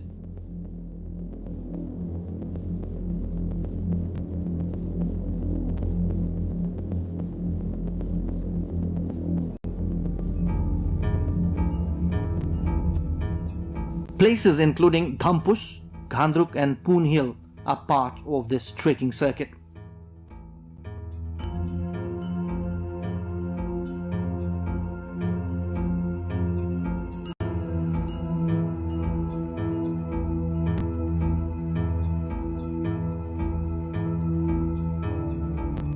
The revered Muktinath shrine is also part of the circuit. Only foreigners were seen in this circuit few years back, but now domestic tourists are also flocking the area. If you are looking for a lifetime trekking experience, then pack your bags for Annapurna trekking circuit. Mardi Base Camp Trek, also part of the Annapurna circuit, is another alternative route for trekkers who can't afford time. Trekkers can be up close with mountains including the Annapurna range, Dhaulagiri, Machapuchre and Manasalu in this circuit. This 7-day circuit is attracting many trekkers for obvious reasons.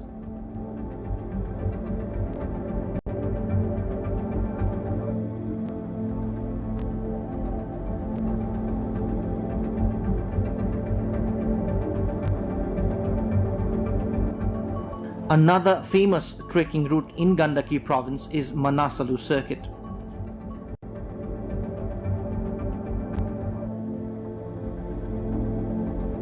This circuit, not as popular as Annapurna, is seen as the alternative, as increasing road access in the Annapurna circuit is spoiling its charm.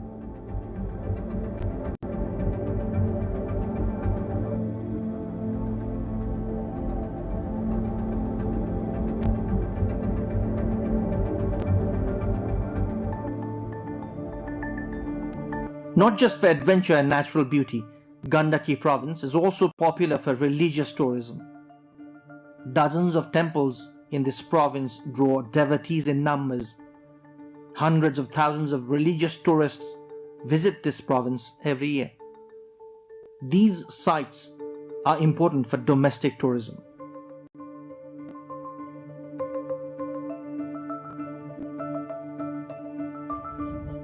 Muktinath is an important religious site for Hindus as well as Buddhists. The Muktinath temple is situated 3,710 meters above the sea level in the mountainous district of Mustang.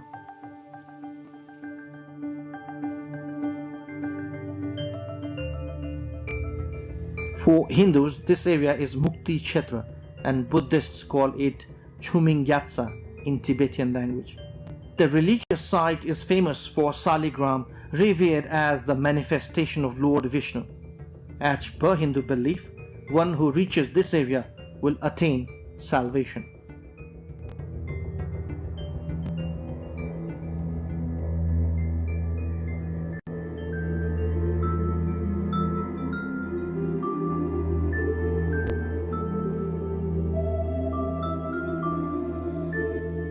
The Manakamana temple at Gorkha district is another very famous shrine for deity Manakamana. Literally means the deity who fulfills one's wishes.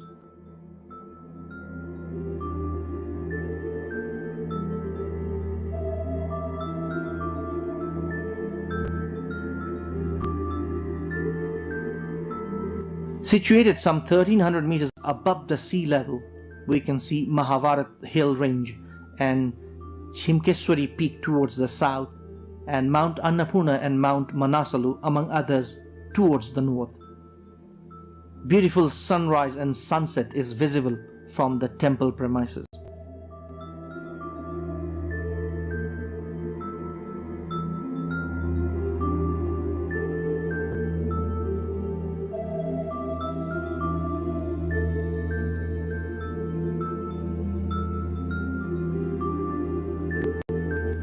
Famously known as the Haridwar of Nepal, Triveni Dham is a historical and archaeological religious site for Hindus.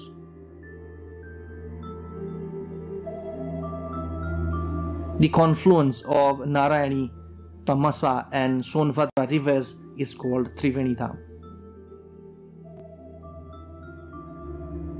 Two annual fairs draw thousands of devotees from home and abroad, mainly India, in this area. Hindus believe offering prayers and holy water from the river relieves one of sins.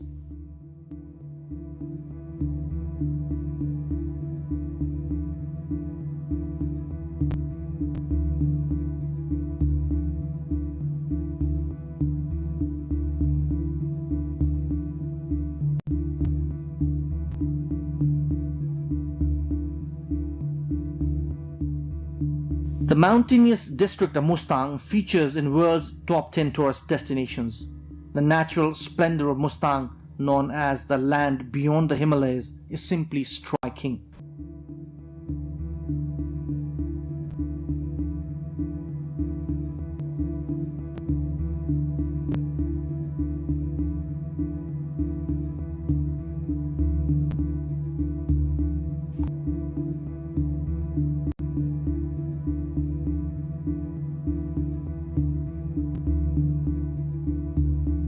Domestic tourists, along with tourists from SAARC countries and others, arrive here every year. Jomsom Bazar, Kagbeni and Lomangthang are some of the places we can see in Mustang.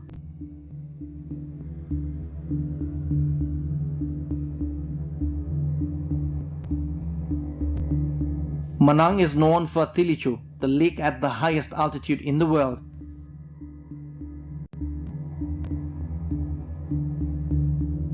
Foreign tourists who arrive here are spellbound by the tall peaks, the suspension bridge at the 5th highest place in the world, and of course, the highest in South Asia, apple farms, and the warmth of the Manangi people.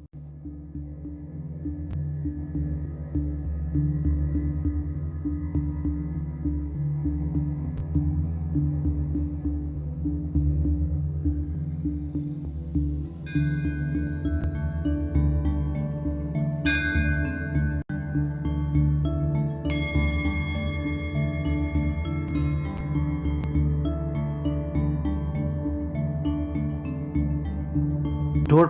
Hunting Reserve is the only hunting reserve in Nepal.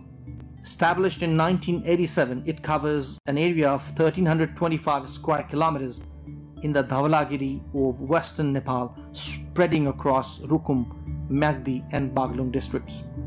For those interested in gaming or hunting, this is the only destination. This area is the entry point of the Gorilla Trail, a day-long bus ride from Kathmandu to Burtibang or Baglung and a day's walk from there to Dhorpatan. Gandaki province is also the capital of homestay. The most famous and popular homestays are in this province. Nepal's first ever homestay, Sirubari homestay, is also in this province. Tourists flock this homestay in Sanja to experience the local culture and lifestyle. Homestay is a new concept for foreign tourists and a new alternative for domestic travelers.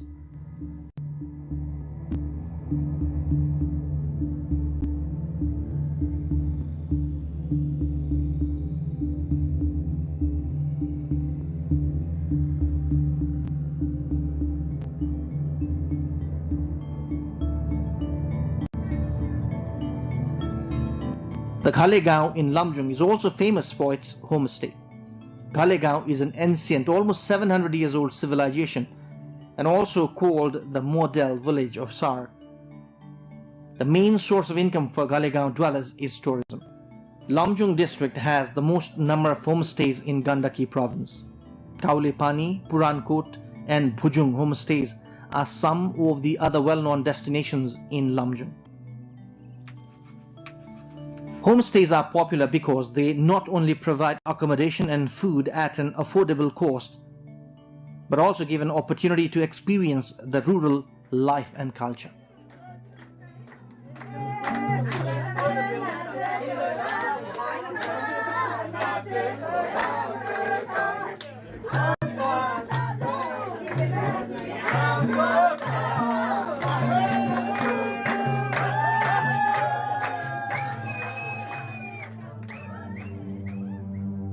The Gorkha Palace is a historic monument in Gorkha district.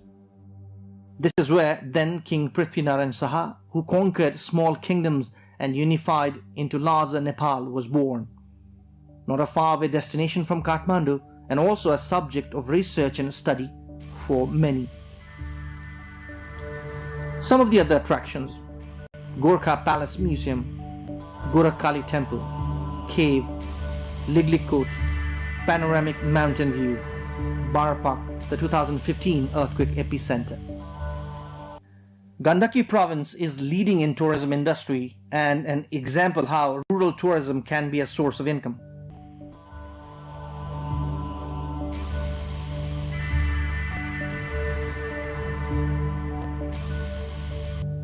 Bandipur is one such place where domestic as well as foreign tourists are seen round the calendar. Panchase is another such beautiful place along the border of Kaski, Sangja and Parvat districts. Panchase is known for its biodiversity and a model for rural tourism. Tourists who want to experience rural life in Nepal choose this place. Gandaki province offers something for tourists of all interests.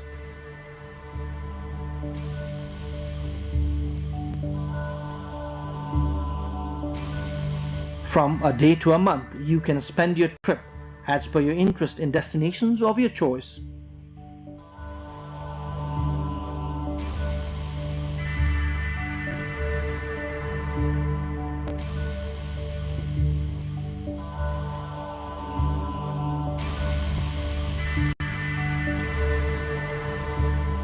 Availability of air service and road connection to almost all destinations makes it much easier for travelers to choose this province before others.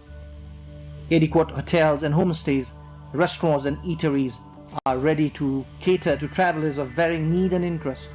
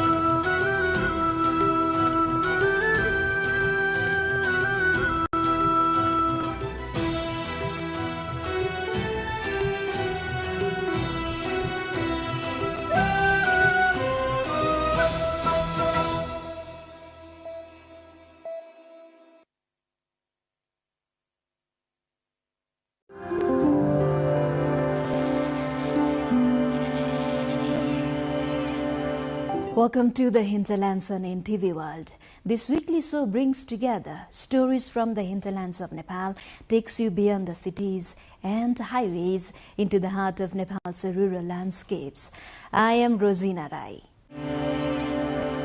Our very first story takes us to Kapilvastu, one of Nepal's most important archaeological sites.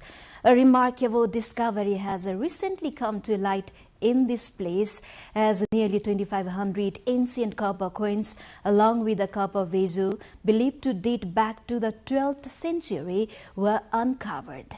Experts say the findings could provide valuable insights into the region's medieval history.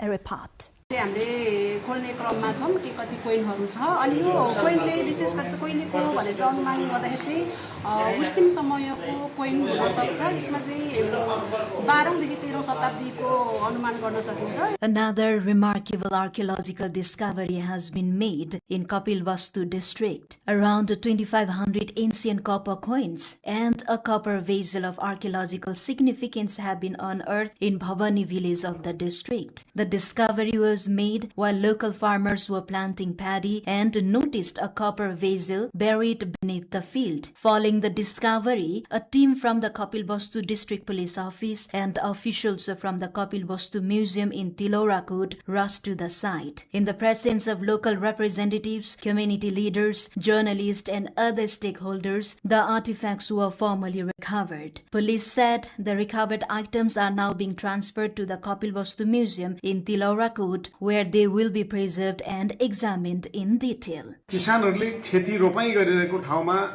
पुरातात्विक महत्त्वको एउटा करुवा जस्तो देखिने वस्तु फेला परेको छ भन्ने हामीलाई जानकारी प्राप्त भएपछि उक्त स्थानमा गई उक्त वस्तुलाई रीतपूर्वक हामीले चाहिँ बरामद गरेका छौं र अहिले उक्त वस्तु आवश्यक संरक्षणको लागि कपिलवस्तु संग्रहालय तिलौराकोटमा तयारी भइरहेको छ. The chief of the Kapilvastu Museum stated, although detailed research is still underway, an initial assessment suggests the coins may date back to the 12th or 13th century. The discovery is expected to offer valuable new insights into the history of the ancient Kapilvastu region. The artifacts and coins will now be preserved at the Kapilvastu Museum in Tilorakot for the further study, conservation, and archaeological research. Next, we head to west part of the country, to Dang, where excessive extraction of riverbeds from the Rapti River is creating serious concerns for local farmers. Residents say unregulated excavation has changed the river's natural course, reducing water flow into irrigation canals and threatening agricultural production. They are calling for stronger oversight to protect both the river and their livelihoods.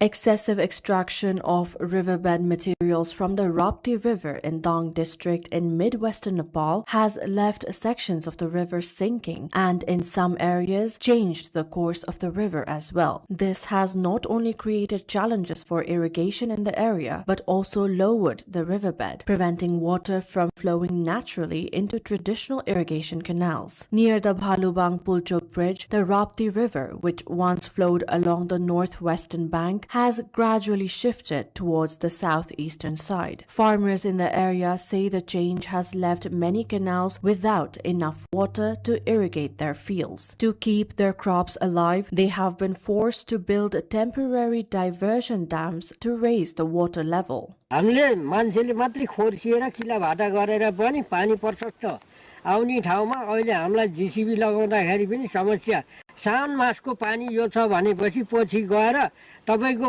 हिउँद मासमा के गति होला. पहिला चाहिँ हामीले परम्परामा चाहिँ हामीले दुई बाली धान एक बाली धान चैते धान लगाएर चैते धान काटेर हामीले जडन धान लाउँथ्यौं.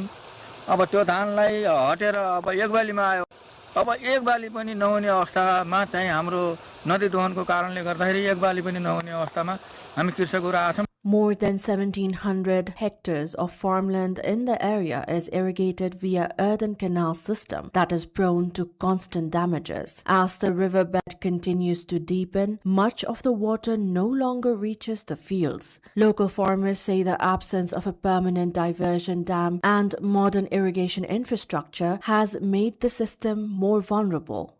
राप्ती नदीमा जेसीबी स्काभेटर हेभी मेसिनहरु प्रयोग गरेर ग्राभेल नदीजन्य पदार्थ ढुङ्गा गिटी बालुवाको अवैध उत्खनन गर्दा र त्यसरी नदीलाई गहिराउँदा नदीको धार परिवर्तन भएर यो समस्या सिर्जना भएको. Riverbed materials are widely used in Nepal's construction industry, and local governments also generate significant revenue by issuing contracts for their extraction. However, environmental experts have long warned that excessive or poorly regulated excavation can deepen river channels, destabilize riverbanks, alter natural river flow, and damage irrigation systems and nearby infrastructure. For farmers who depend on these rivers for their livelihoods, authorities concerned need to ensure that riverbed extraction must strike a balance between economic interest and protecting the irrigation systems. This program has on many occasions highlighted the current situation of freed kamayas, known for traditional agricultural bonded laborers. In this episode, we bring you another story from Kanchanpur district. Although 26 years have passed since Nepal abolished the Kamaya bonded laborer system, many former Kamaya families are still waiting for meaningful change. They continue to struggle for land ownership, permanent rehabilitation, and equal opportunities, raising important questions about justice, inclusion, and promises that remain unfulfilled.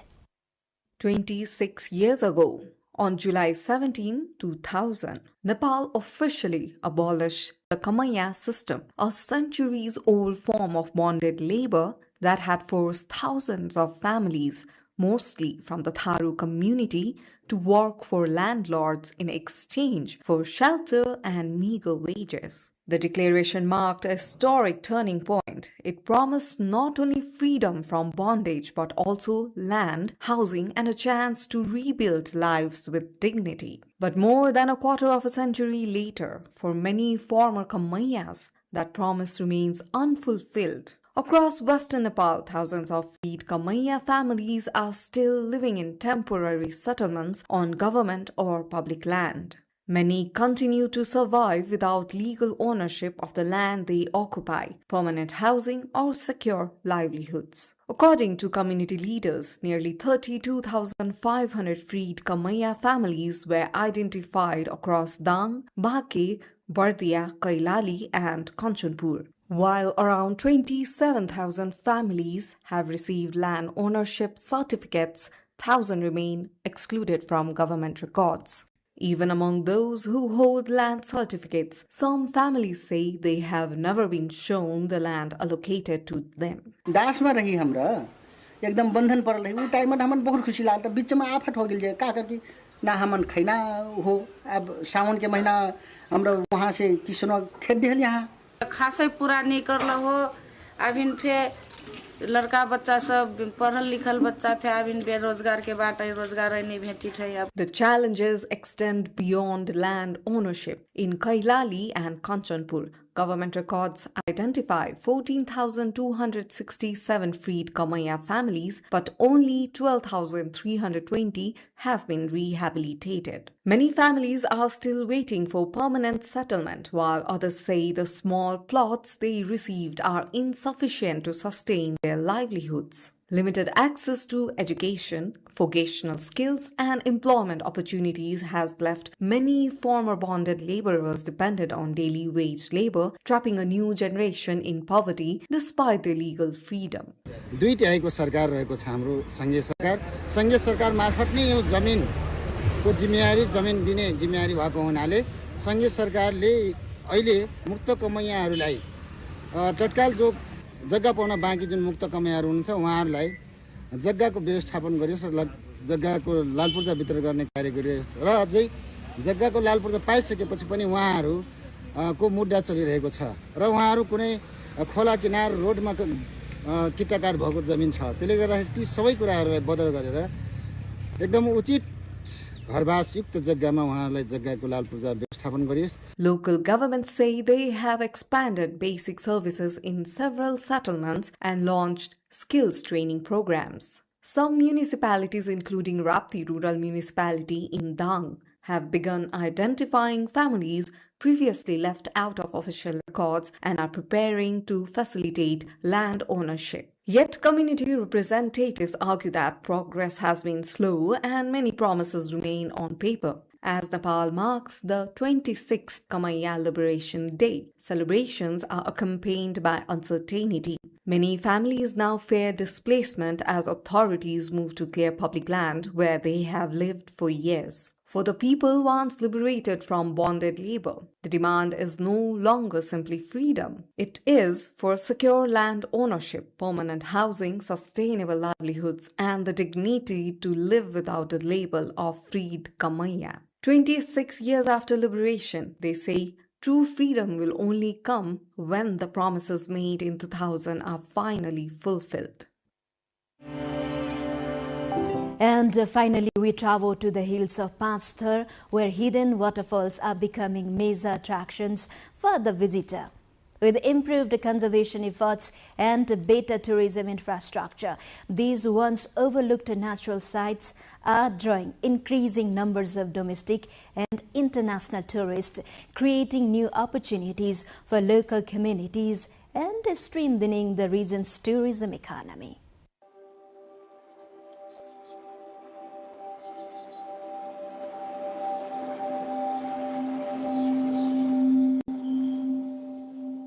From forgotten cascades to crowded viewpoints, Panchthar's waterfalls are now paying the district back.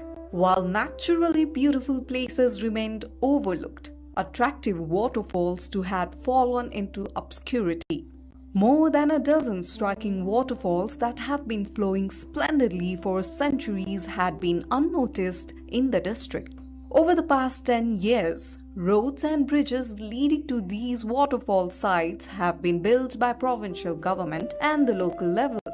And now tourists have started flocking to observe the waterfalls. झरना चाहिँ एकदम राम्रो अनि सुन्दर छ जहाँ अब टाढा टाढा तीर्थुम लगायत ताप्लेजुङ सबै ठाउँबाट घुम्न आइरहेको छ. स्थानीय तहको वडाको बजेटले यहाँ पुल राखेर अहिले निकै यसलाई व्यवस्थित बनाएको छ र यहाँ झरना मात्रै होइन यहाँ भिरमौरी पनि देख्न सक्नुहुनेछ. By developing waterfalls as tourist destinations, they have started becoming a source of income for local residents. Stakeholders have started increasing investment in promoting these natural waterfalls as tourist destinations by building infrastructure. Panawa Waterfall, Milung Waterfall and Mua Waterfalls are the district's tallest and largest waterfalls. Likewise, infrastructures are also being developed to reach many other attractions, including Battise and Indreni waterfalls. अझ राम्रो महसुस गर्नको र आनन्द गराउनका निम्ति झर्लङ्गे पुल पनि हामीले निर्माण गरेका छौँ र सम्पन्न भएको छ र यो क्षेत्रमा पर्यटकहरू चाहिँ आउन जान सहज होस् भन्ने हिसाबले गाउँपालिकाको लगानीमा हामीले तपाईँको स्टोन सोलिङको पदमार्ग निर्माण गरेर पर्यटकलाई आवाज गर्नलाई सहज बनेर बनाउने बाटो हामीले बनाएका छौँ. Waterfalls tend to be more attractive during the monsoon season when there is more water. Since government investment in promoting waterfalls began, the number of visitors coming to observe them has increased. Along with the flow of people, local agriculture products have started selling, thereby increasing local residents' income.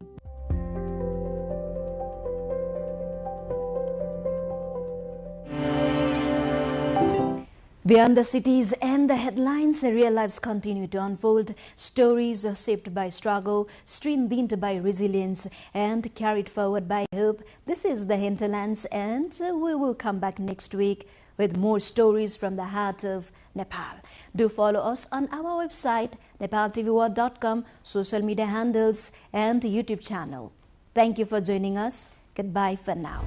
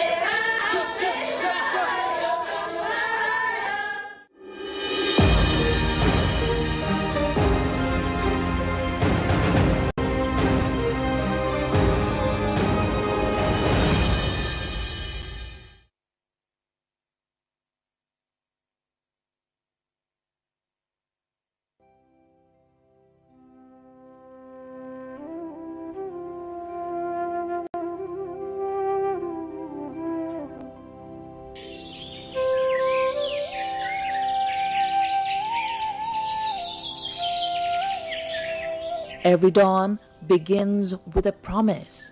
Light will return. For the people of Nepal, the sun is not just a star in the sky. It is an eternal witness to labor, to love, to loss, and to life itself.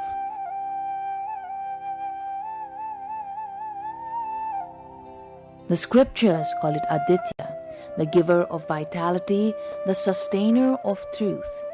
Farmers bow to it before planting their seeds. Mothers pray to it for the well-being of their children. To the people of Nepal, the sun is not a distant deity. It is divinity made visible, and that reverence is best manifested in Chhat.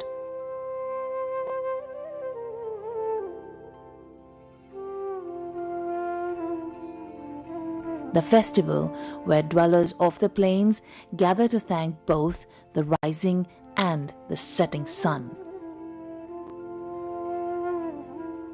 This Chhat festival is a Hindu Vedic festival which is not only celebrated in India and Nepal these days. It has transcended to all the frontiers. Previously, it used to be celebrated in India and Nepal only. But these days, the devotees who belong to Hinduism or from Islamic community, even they are celebrating abroad. Since this festival is the celebration of the nature and it promotes organic way of life, it promotes pollution-free atmosphere and environment, this festival has reached to all the walks of life because it promotes equality. As you could see that the devotees at the same pond, no matter whichever caste or class they belong, they are considered to be equal. The roots of this festival lie deep in the ancient plains of Mithila, a cultural landscape shared by Nepal and India, where faith, soil, and sunlight have long shaped life itself. From its earliest mention in the Vedas to its celebration today, Chhat has journeyed through centuries and civilizations changing form, yet never losing its spirit of purity, discipline, and gratitude. It's a 5-day festival. The first day is called Marua Mas Barnai. Barnai means to refrain from. In that day, the devotees take a pledge to refrain from consuming non-vegetarian food and garlic and onion made food items. And the second day is called Nahai Khai. In that second day, the devotees first take bath, then offer prayers to the sun god, and then consume pure food. The third day is called Kharna, and in that day, the devotees take fast till evening and break the fast with the prasada of kheer and banana. On the fourth day, we could see the Sandhya Arghya, that is evening prayers. All the prasada which is offered to the sun god, each and every prasada is offered to the sun god by standing in the waters, and the same thing is repeated in the fifth day, that is called Usa Arghya. Usa means the prayer for the rising sun.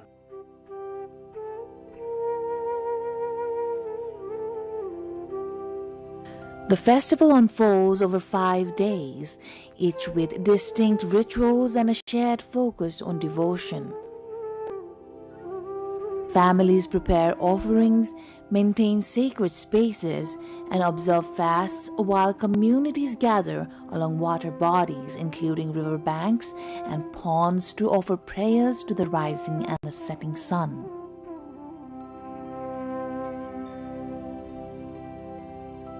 Women play a central role in organizing the rituals and guiding younger generations, while men and children assist in preparations.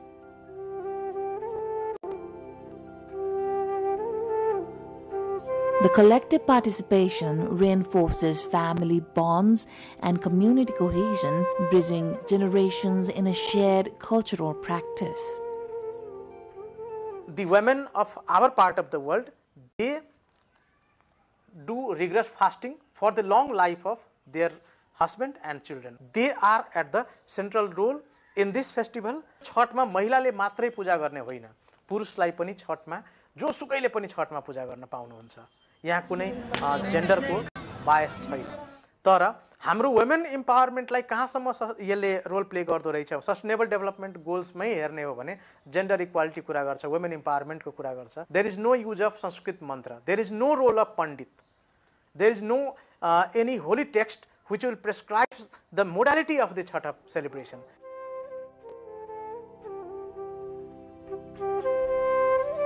The festival emphasizes the cleanliness of rivers, ponds, and the banks, which are central to the rituals.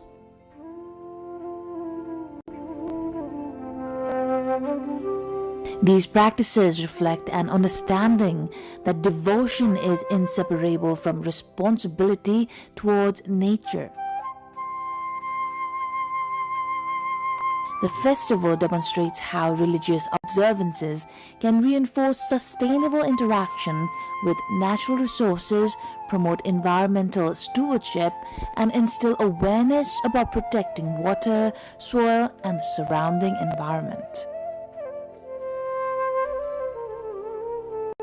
Once the Chhath festival concludes, we forget the messages which Chhath festival intends to give. Chhath talks about the pollution-free water bodies, the pollution-free sand, the pollution-free soil, and the pollution-free atmosphere. But the thing is that we often forget these messages. And the governments could uphold these messages if they could come up with certain policies while enlisting this Chhath and or promoting this Chhath festival in the UNESCO or in some other policy mechanism. They could draft some policies or they could draft some provincial laws which could enlist our water bodies as a natural body.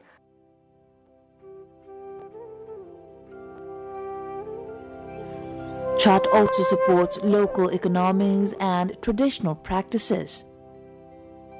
Families rely on only locally sourced fruits, vegetables, and bamboo baskets, while vendors sell traditional items for the festival.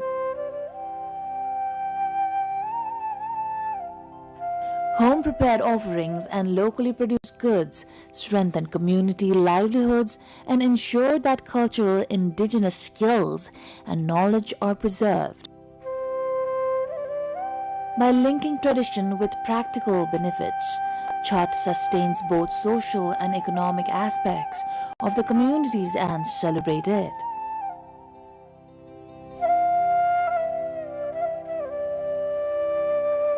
This festival could be used as a bridge to connect the people from all walks of life, to connect the people from hill and tarai, to connect the people from each and every community member. So this festival could emerge as a festival of social cohesion, and beyond this we could unite our community in a bond of equality and in a bond of community spirit.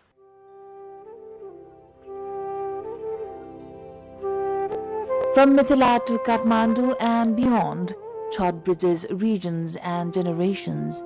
Its observance in urban centers and abroad shows how cultural traditions can adapt while maintaining the festival's essence. The rituals connect younger generations with their heritage and ensure the continuity of cultural knowledge. The festival continues to adapt to modern contexts while maintaining its historical roots, ensuring that the traditions and responsibilities it embodies remain relevant for future generations.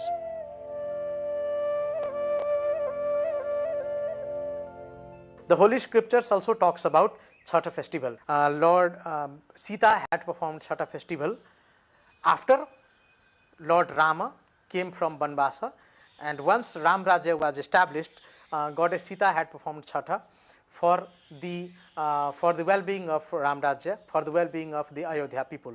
It's in Ramayana, Sita had performed Chhath, and in Mahabharata we could see that Kunti and Pandavas, they had also performed Chhath.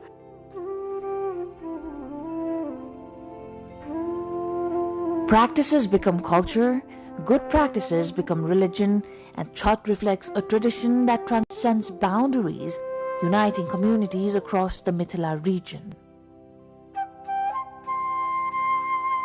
In the flatlands where summer temperatures often exceed 40 degrees Celsius, the sun becomes both sustainer and foe. Yet despite the intense heat, devotees endure fasting, prepare offerings, and perform rituals with unwavering discipline and reverence. In facing the sun in this way, they demonstrate resilience, faith, and a profound connection to nature, showing that devotion can persist even under the harshest conditions.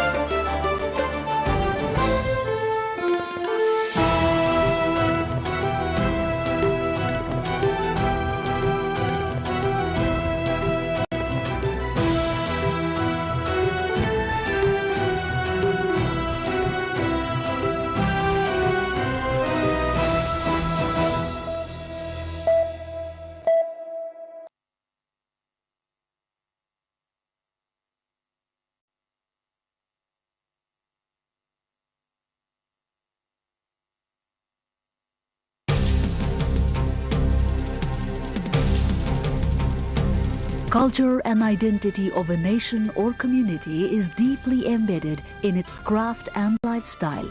In this, specialized craft producers are major actors. Besides specialized skills and uniqueness, time adds value to such crafts. In this film, we explore two such specialized crafts, one in Kathmandu and the other in Niigata, that have played significant role in elevating their respective national culture and identity in the world sphere.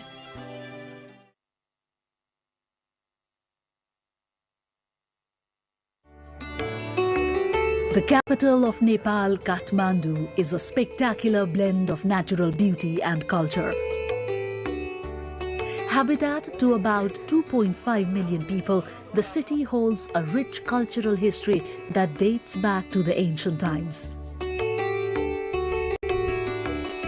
The 7 UNESCO World Heritage Sites it encompasses are evident to the fact. Swayambhunath, Bodhanath, Pashupatinath temple premises, Changunarayan temple area, as well as the 3 Darbar squares of Kathmandu, Patan and Bhaktapur enlisted in the UNESCO Cultural World Heritage Site are not only a glimpse of its civilization, but Nepalese treasured pride.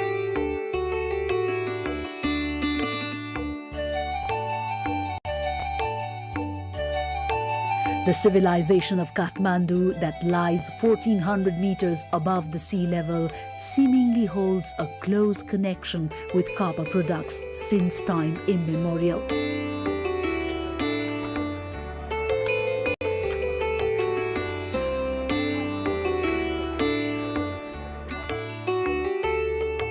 Historical text has it that Kathmandu in ancient time was referred to as Nepal.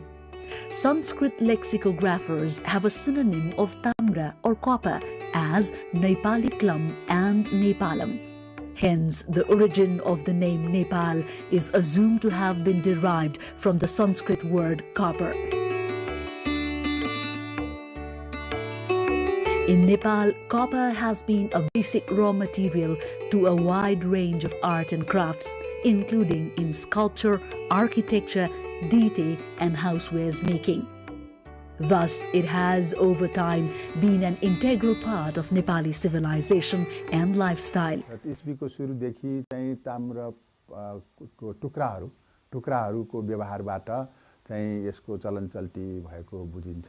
त्यसपछि चाहिँ 6औं शताब्दीमा आएर चाहिँ यसबाट चाहिँ मुद्रा बनाउने चलन आयो। तिस्टुङको भटुवाल र पाल्चोक भन्ने दुई ठाउँमा अंशुवर्माले राखेको अभिलेखमा चाहिँ यो ताम्रभाण्ड तामाका भाँडाहरू चाहिँ सरकारको स्वीकृति बिना बाहिर लानु हुँदैन भन्ने उल्लेख आएको छ। ह्वेनसाङ चाहिँ भारतमा आएर भारतबाट चाहिँ नेपाल भएर चाहिँ चीन फर्केको बुझिन्छ। त्यो चाहिँ 643-44 ईस्वी सम्बततिर आएको बुझिन्छ। त्यो जुन कैलाशकूट भवन छ त्यो कैलाशकूट भवन बारे ह्वेनसाङले एकदमै राम्रो चाहिँ उल्लेख गरेको छ कि यो 7 तलाको थियो। यसको चाहिँ छाना चाहिँ तामाको थियो। यसको चाहिँ नेपालमा चाहिँ तामाको पैसा चाहिँ चल्तीमा छ। यहाँका मानिसहरूले भाँडाकुँडाहरू तामाको चलाउँछ। यी कुराहरू उल्लेख गरेको छ जुन चाहिँ चाइनाको टाङ वृत्तान्तमा अथवा इतिहासमा उल्लेख गरिएको छ। The earliest known Ripause image is Garudasana Vishnu, dated 607 CE from Changunarayan Temple in Bhaktapur. Some historical metal idols of the 6th and 7th century are remaining in private possession or in museum collections abroad.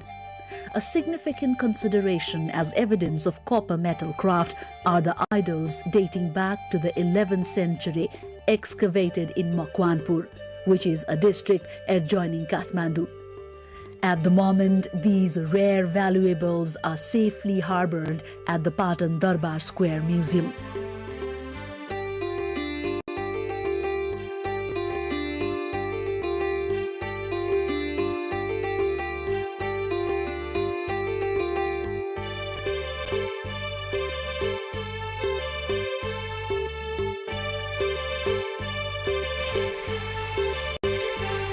Among the 3 cities of Kathmandu Valley, Patan is comparatively popular for copper craft.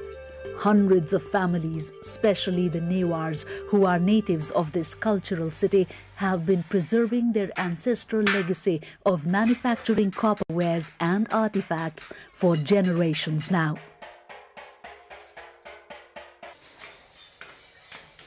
In Nepal, copper artifacts are made mainly through 2 techniques, either by lost waxing or ripause, which is a technique of pounding metal sheets.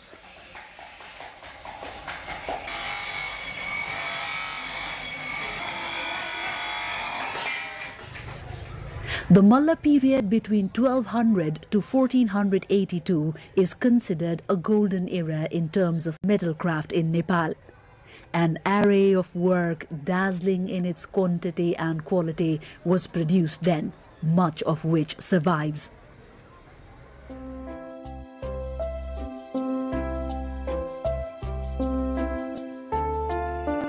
The popularity of Nepali artisans had reached far and wide. It was in this period that Araniko, the famous artisan, was taken to Tibet. In 1265, Emperor Kublai Khan of China, impressed with Araniko's work, invited him to the capital and got him to renovate the artifacts in the monastery there, dating back to the Song period. In 1274, Emperor Kha appointed Araniko the director of the court artisans in China. To date, artists in hundreds are committed to continue the legacy of copper craft in Nepal. Among them, some are successfully effortful to simultaneously take ahead promotion and expansion of the craft.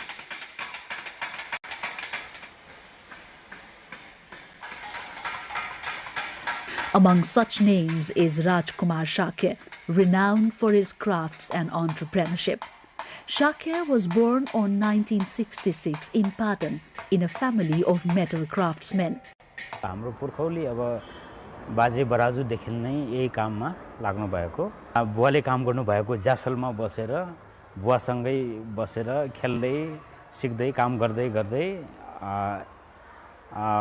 परम्परागत तरिकाले नै सिकेको मैले सानो बेला सिक्दाखेरि त्यति बजार पनि थिएन यो कलाको अहिले आउँदाखेरि यो कलाको चाहिँ बजार पनि अन्तर्राष्ट्रिय जगतमा फैलिँदै गयो यसको चाहिँ उत्पादनमा पनि वृद्धि गर्नुपर्ने देखियो Shakya's works have made a niche both in the national and international market. Passion, focus, devotion and search for new ideas is what has elevated Shakya's profile as compared to other artists. The incomparable expression of skill and creation of beauty are reflected in his works, which are beyond imagination for any ordinary artists.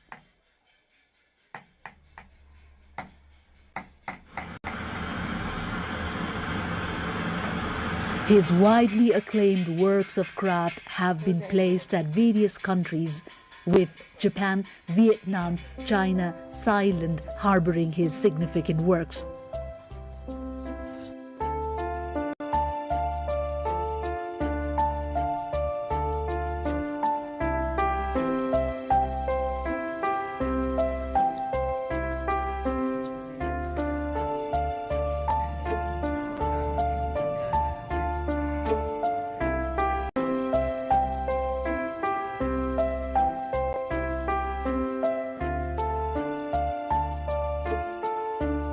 The latest is the 155 feet tall idol of Guru Padmasambhav in Bhutan. Based on repoussé, pounded sheets of copper were wrapped around iron skeleton which was built using modern architecture.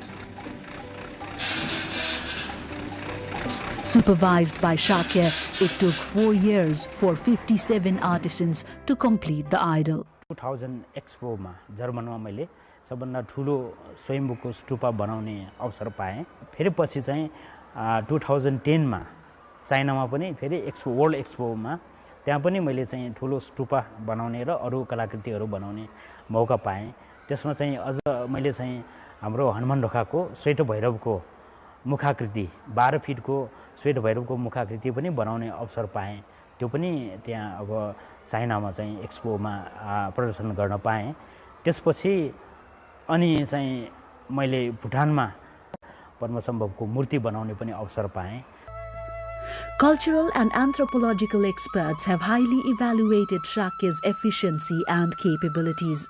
त्यो 14औं शताब्दीमा जुन परम्परा थियो हाम्रो नेपालबाट अन्य देशमा गएर चाहिँ नि कलाकारहरूले आफ्नो कला प्रस्तुत गर्ने नेपालको कलाकारितालाई त्यहाँ चाहिँ नि स्थापित गर्ने जुन काम गरेको थियो त्यसै कामको चाहिँ नि निरन्तरताको रूपमा अहिले हामीले 20औं 21औं शताब्दीमा राजकुमार शाक्यजीलाई पाएको छौं यस्तो ठुलो ठुलो ह्युज त्यो मूर्तिहरू बनाउने क्रममा चाहिँ नि त्यो मूर्तिको एउटा स्थानबाट अर्को स्थानमा सार्नु त्यस्तै गरी त्यसलाई चाहिँ प्रोपोर्सनेट मिलाउने आदि इत्यादि टेक्निकल पनि एकदमै कठिन काम हो अब यसलाई चाहिँ उहाँले अत्यन्तै माइन्युटली चाहिँ गर्नु हुँदो रहेछ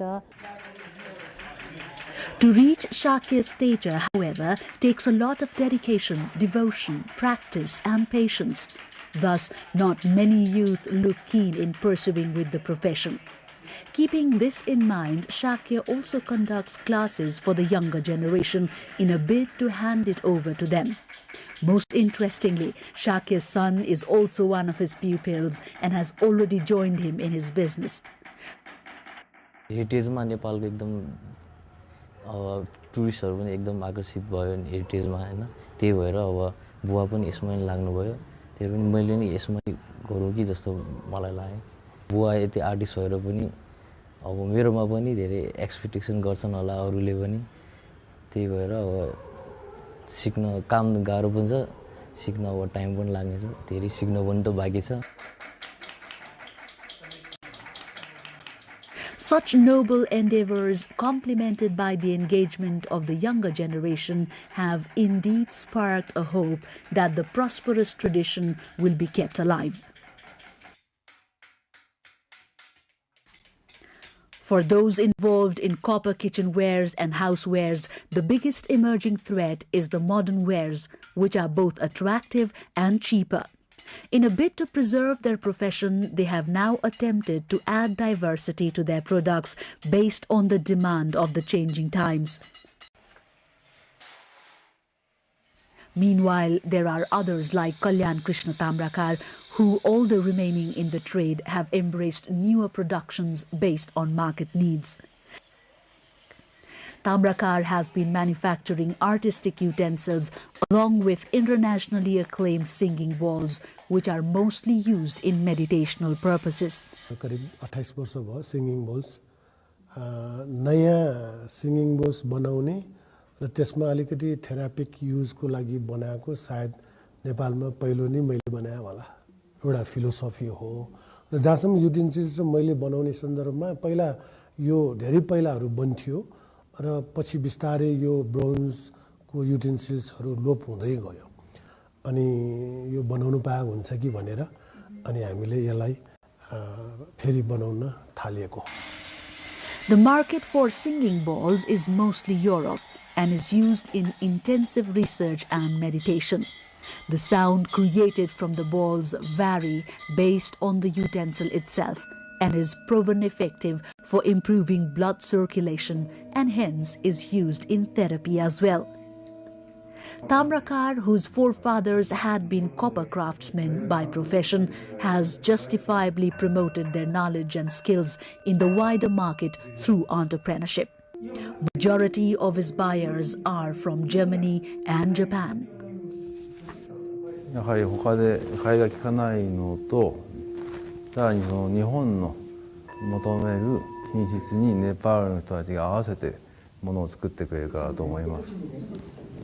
私のユーザーは心を癒すそういったツールを大変求めているユーザーが多いです。例えばアロマセラピーの方でヨガの方そういった方たちの要望に応えるためにネパールから輸入しようと思いました。そうすると残ってる手作りは大変高いほとんどアーティストのレベルしか残りなくなります。一般の方が使う商品はもう今やネパールでないとできないのが現状だと思っています。ですから私たちのユーザーはそれを望んでますから今私もネパールから大変たくさんの量を輸入しています。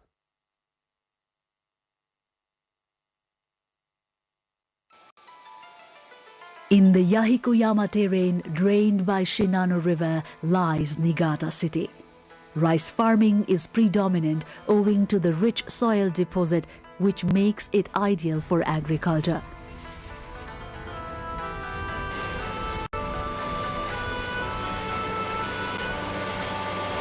Besides, it is also renowned for the high-quality copper mines. During the Meiji period, copper mining flourished in the foothills.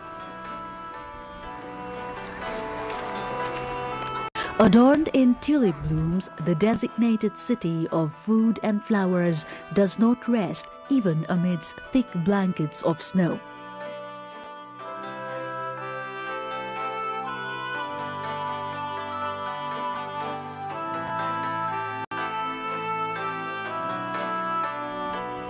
Tsubame in Niigata is a city of metal craft and craftsmen that have thrived through prosperity and tumultuous times.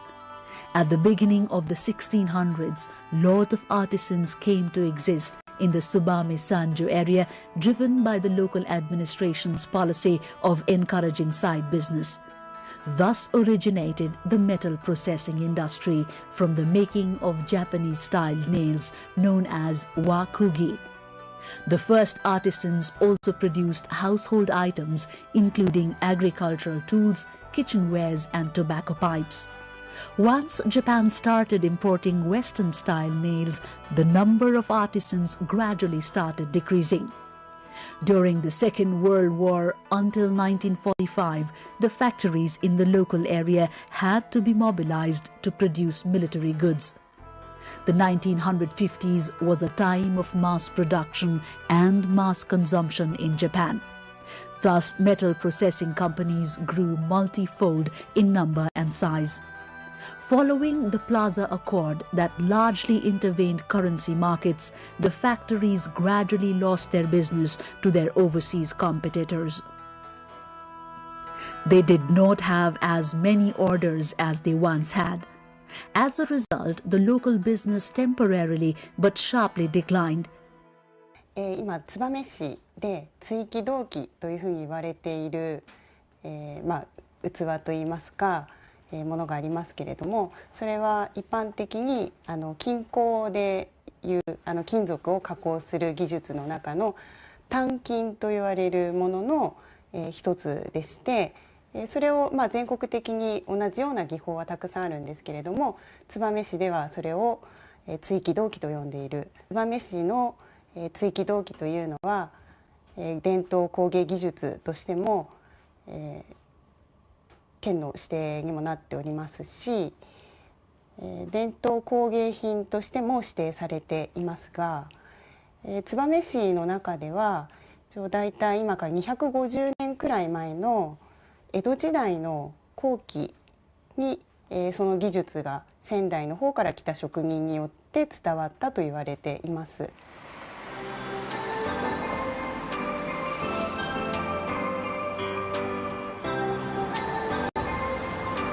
Kakuhei Tamagawa also learned the technique from the craftsman and hence founded Gyokusendo in 1816. Since then, about 300 artisans have kept alive the traditional skills. The company is currently a leader in Niigata to preserve and expand the treasured tradition of tsukidoki. It is said during the Second World War, when weapons and arms mass production had peaked, the tsukidoki industry nearly disappeared owing to shortages of copper. It was Gyokusendo's then leadership that brought back the craftsmen dispersed across the country that helped in the revival of the industry.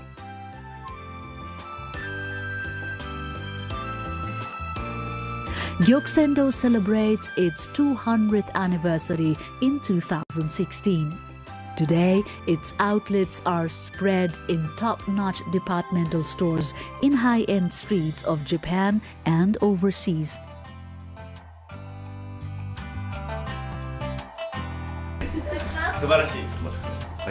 Motoyuki Tamagawa is the 7th master of Gyokusendo.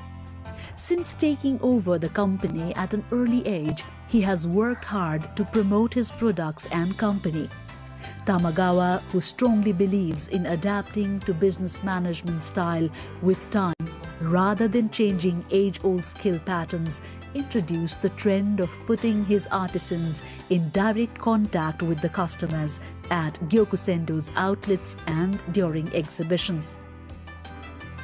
This, he believes, not only helps customer understand the skill and hard work required to create an artifact, but also helps the artisans learn the needs and tastes of the changing times. 顔の見える商売をしようと思ったんですよね。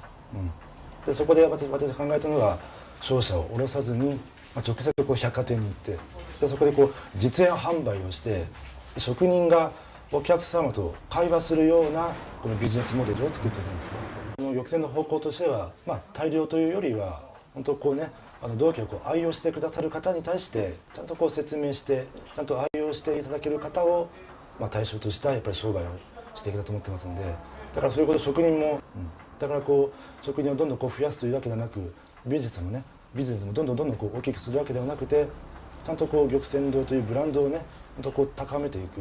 でお客様のその愛用する、これだけ満足度もやっぱり高めていくというところがすごく大事だと思ってますね。At the Gyokusendo factory, about 15 artisans of various ages work hard by the day to improve their skills. Working with Gyokusendo is a dream for many artisans. Gyokusendo recruits one from among hundreds applying every year. For a craftsman, it can take about 20 to 30 years to acquire proficiency to handle a set of techniques all by himself. Each stroke in tsukidoki is made in such a way such that the marks do not overlap. The proficiency of an artisan is observed in a vessel made out of one copper sheet and without any seams. For the younger artisans, it is a matter of a lot of perseverance and patience. Today, all independent tsukidoki artisans in Tsubame were once trained at Gyokusendo. Among them, a prominent name is of an artist par excellence, Master Norio Tamagawa. 今のその木目金イコール木目金っていうのがもう、のりおさんのことなんですけれども、その土台となっているのはやっぱり玉泉堂で修行していた時代の追記銅器という技術が骨幹にあって根元のところにあって、でそこから、亡くなられた師匠のところに、弟子入りをしたりですとか、いろんなご苦労修行の中でご苦労されながら、今、世界にも名前を馳せるようになった素晴らしい作品を作られるようになったと思います。Master Norio Tamagawa is the pride of Niigata and is acclaimed as the living national treasure, Japan.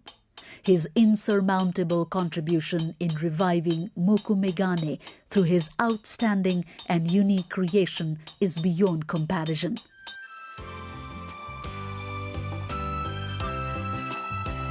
The Tsubame Industrial History Museum, which is a hub to compile, preserve and exhibit industrial heritages, has set up a separate section to exhibit his works.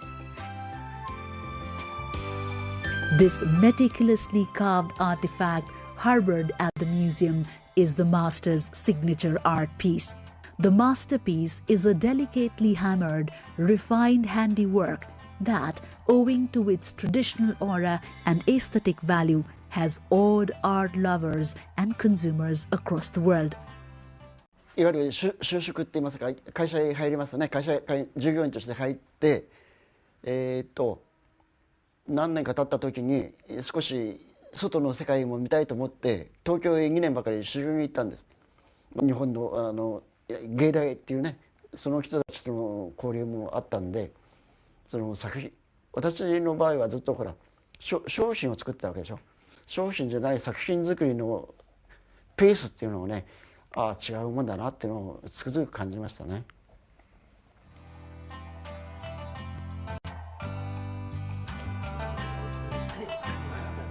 The master reminisces it took him 11 years before he could call his product a piece of art. As a young artist, he took inspiration from his seniors to aim high and excel bigger dreams.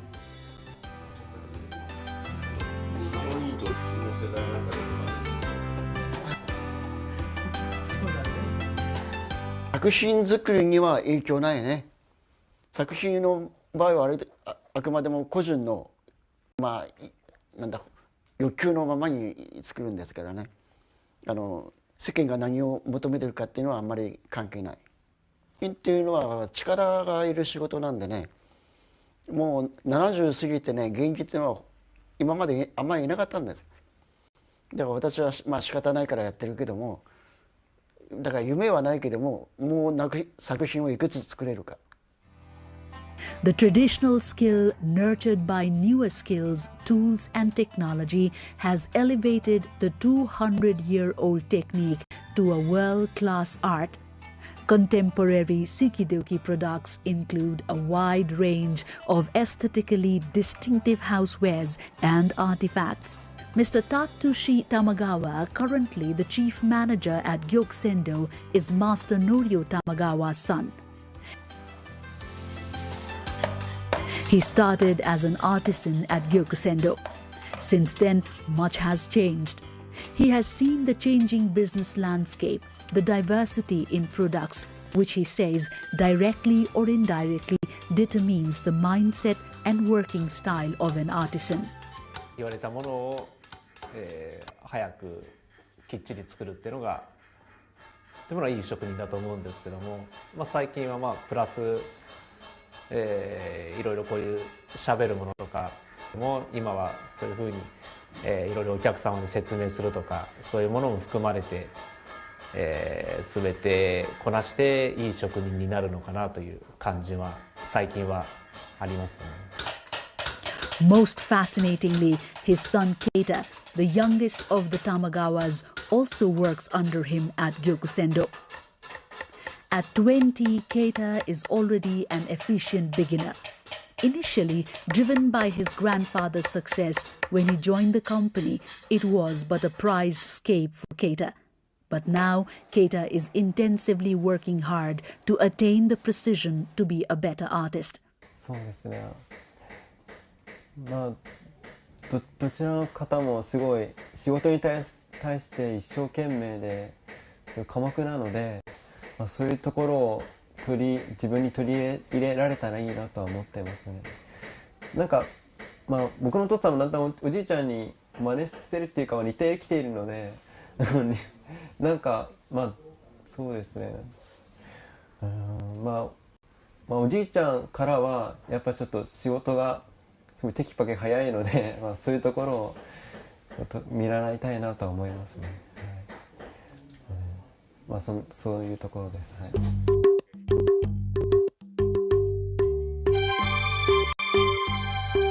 Since the beginning of human civilization, art has evolved based on culture and vice versa.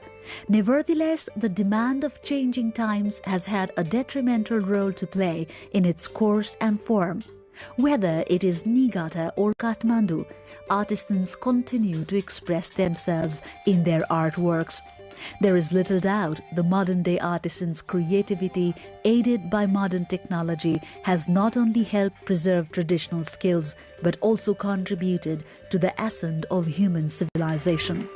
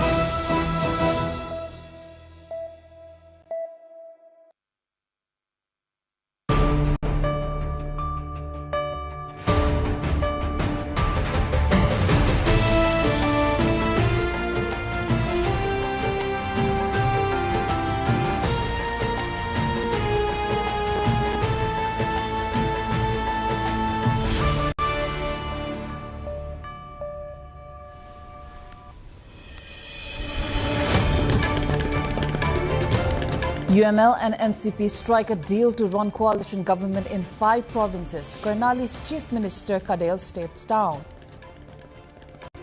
Resident doctors demand implementation of labour laws in hospitals. Education Secretary reaches Dhangadi to hold talks with agitating Dr. Casey. Government task force recommends monkey menace control measures. Fencing, alternative farming and compensation reform proposed. India's youth-led Cockroach Janta Party calls off protest. Move comes following resignation of Education Minister Pradhan. Saudi Arabia and Iran-backed Houthis trade attacks amid rising regional conflict. Trump claims Iranians getting very serious in talks. And Noah Lyles wins a 100-meter title at the U.S. Athletics Championships. Matches personal best with world leading 9.79 seconds. Hello there, I am Ipulagi Singh Lama and you're watching NTV World News Hour coming to you live from Kathmandu at 2200 hours Nepal time. Now the news in detail. The CPN-UML and the Nepali Communist Party, NCP, have reached a power-sharing agreement to form coalition governments in 5 provinces, with a deal coming shortly after Karnali Chief Minister Yamlal Kadel resigned ahead of a no-confidence vote. Under the 3-point agreement, the UML will lead provincial governments in Koshi, Bagmati and Lumbini, while the NCP will take leadership in Karnali and Sudur Paschim provinces. The agreement was signed by UML Chair KP Sharma Oli and NCP Coordinator Pushpa Kamal Dal. In Karnali, Chief Minister Yamlal Kadel's resignation has cleared the way for the formation of a new provincial government under the new coalition arrangement. It is also learned that 2 parties will continue consultations with other political parties to decide leadership in 2 other Madhesh and Gandaki provinces. Thousands of resident doctors protested in Kathmandu demanding enforcement of the Labour Act, including a maximum 12-hour workday, weekly leave and improved working conditions. They warn that long working hours and exhaustion increase the risk of medical errors, threatening patient safety, and say they will continue nationwide protest until their demands are addressed. Meanwhile, Secretary at the Ministry of Education and Sports, Chudamani Podal, has reached Dhangadi today to hold talks with Dr. Govinda Casey, who is staging a hunger strike at Dhangadi, putting forth his 5-point demands for reforms in the healthcare sector. Earlier in the day, Dr. Casey was shifted to Sethi Provincial Hospital after his health condition deteriorated and is receiving treatment in the ICU. We will look more into this in our segment issue of the day later in the bulletin. Now, the growing monkey menace has emerged as a major threat to farming across Nepal, causing crop losses and affecting farmers' livelihoods. A government task force has recommended fencing, alternative crops, improved compensation and legal reforms to reduce damage caused by monkeys and other wild animals. The recommendations include scientific management, awareness campaigns and stronger support for affected farmers. The Ministry of Agriculture, Forest and Environment says it is preparing an action plan to implement the suggestions in coordination with local governments, experts and communities. We have an in-depth coverage on the recommendations aimed at addressing the monkey menace later in the bulletin.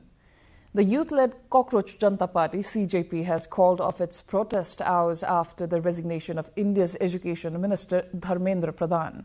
Pradhan resigned after weeks of protest over exam paper leaks and testing irregularities. Cockroach Janta Party's protest became one of the biggest displays of dissent against Narendra Modi's government in years, with thousands camping in Delhi as demonstrations spread nationwide. The movement gathered momentum last week after activist Sonam Wangchuk was forcibly taken to hospital. He ended his 26-day hunger strike on Friday.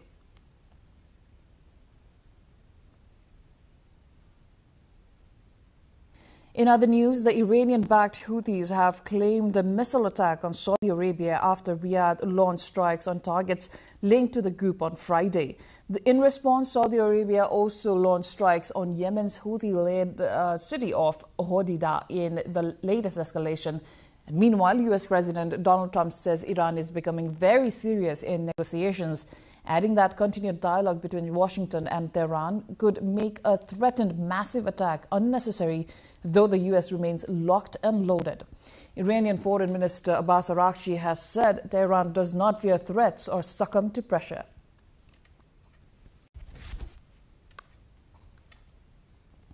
Noah Lyles ran a world-leading 9.79 seconds as he claimed an impressive victory in the 100-meter at the U.S. Athletics Championships. He also equaled his personal best, which he set in winning gold at the 2024 Olympics in Paris with the run at the Icon Stadium in New York City. The previous best 100-meter in 2026 was the 9.82 seconds set by Jamaica's Oblique Seville in June. The 29-year-old American finished ahead of Ronnie Baker in second and third place, Kenny Bedronek, who were both given a time of 9.88 seconds, while former world champion Christian Coleman was fourth in 9.93 seconds. Now, a hunger strike, a chief minister's resignation and doctors taking to the streets. Big developments are unfolding across Nepal today. Stay with us. We'll bring you the latest after the break.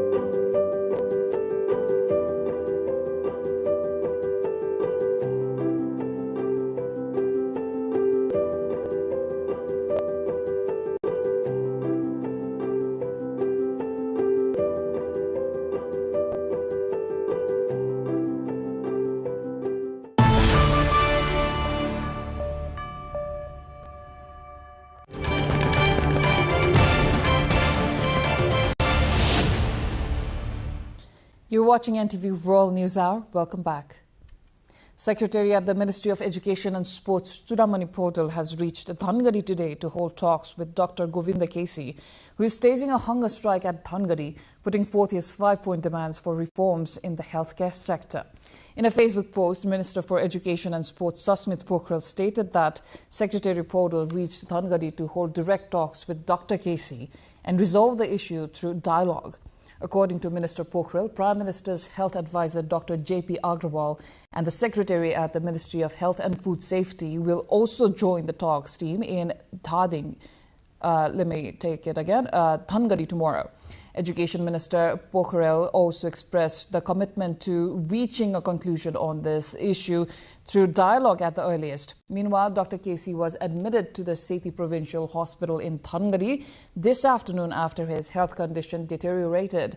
Dr. Kesi is receiving treatment in the ICU of the hospital. Chief of Hospital Dr. Hemraj Pandey said. Dr. Kesi was admitted to the hospital following coordination with the administration. Likewise, Minister for Health and Food Safety Nisha Mehta also inquired about the health condition of Dr. Kesi and directed the chief of the Sethi Provincial Hospital to ensure effective management and coordination for Dr. Kesi's treatment. Resident doctors across Nepal are demanding better working conditions, saying excessive hours and low pay are putting both doctors and patients at risk. Thousands of trainee doctors today staged a protest in the capital, Kathmandu, calling on the government to enforce the country's own labor laws. Smitu Gising Tamang, along with Kamala Ariel, brings more. Wearing white coats and carrying placards, thousands of resident doctors gathered at Maitigar Mandala, a landmark protest site in Nepal's capital, Kathmandu, to demand what they describe as basic labor rights. The protesters are calling on the government to fully implement Nepal's Labour Act, which regulates working hours and employee benefits. Their key demands include limiting duty hours to a maximum of 12 hours a day and guaranteeing at least one day off every week. Doctors say many hospitals routinely require them to work continuous 24-hour shifts while earning a monthly salary of merely 48,000 Nepali rupees or roughly $350. According to the protesting doctors, more than 7,000 resident doctors from across the country have joined the movement, alleging widespread labor exploitation in both public and private hospitals. They argue that some hospitals fail to provide wages and benefits required under Nepal's labor laws, while denying resident doctors even a weekly day off. The doctors warn that the impact goes beyond their own well-being.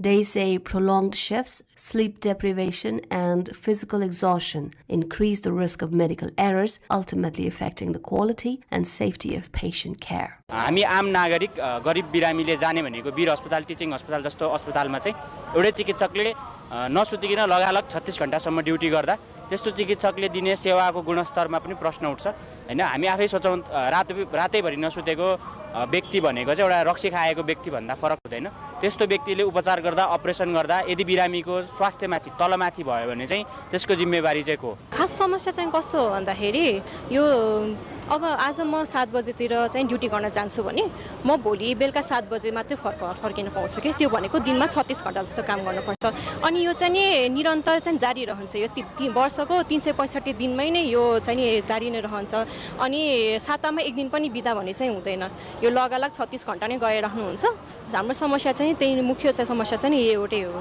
हामीले कुनै नयाँ कुरा मागै गरेको छौं तपाईहरुले नै बनाउनु भएको नियम कानुन जे छ त्यही कुरामा टिकेर हाम्रो चाहिँ ड्युटी आवर हुनुपर्छ भन्ने कुरा सबैलाई चाहिँ स्वास्थ्यमा यस्तो गर्नुपर्छ उस्तो गर्नुपर्छ भन्ने सिकाउने चिकित्सकहरू आफै चाहिँ अलिकति धेरै लामो समयसम्म वर्किङ आवरहरू हुँदाखेरि उनीहरुलाई गाह्रो हुन्छ भन्ने कुराहरू बुझ्न त्यति अप्ठ्यारो छ जस्तो मलाई लाग्दैन सबैले बुझ्न सक्नुहुन्छ Resident doctors occupy a critical role in Nepal's healthcare system. As physicians undergoing specialist training, they are responsible for much of the day-to-day patient care in hospitals while continuing their medical education. The protesters say they will continue their demonstrations and announce further nationwide protest programs unless the government intervenes and hospitals address their demands.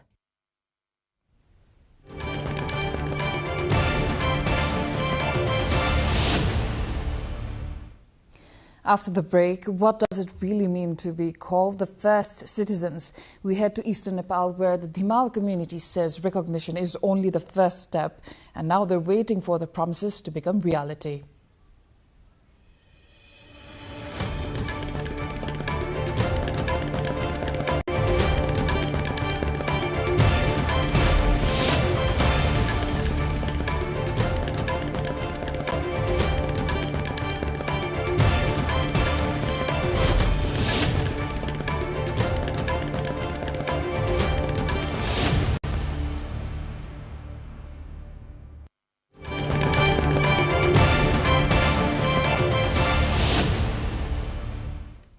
You're watching NTV World News Hour with April Agising Lama. Time for the cover story. Local governments in Nepal's eastern Tarai have formally recognized the Dhimal community as their first or original citizens. But community leaders say the recognition alone has not brought the education, healthcare, employment and political access they were promised. Subeksha Rajak along with Dikesh Lama from Chapa brings a report. The Dhimal community has its own language, culture, traditional dress and customs and is settled mainly in Chapa and Morang districts. The national census of 2021 counted 25,643 Dhimals in Nepal. Damak municipality was the first local government to act. At its first municipal assembly on October 16, 2017, it declared the Dhimal community as the municipality's first citizens and agreed to give the community priority in official municipal programs. Mayor Ram Kumar Thapa says the declaration has not yet received legal recognition. उहाँहरूको जातीय, धार्मिक, सांस्कृतिक, भाषिक कुराहरूलाई सम्बोधन गर्ने गरिकन हामी एउटा कार्यविधि बनाएर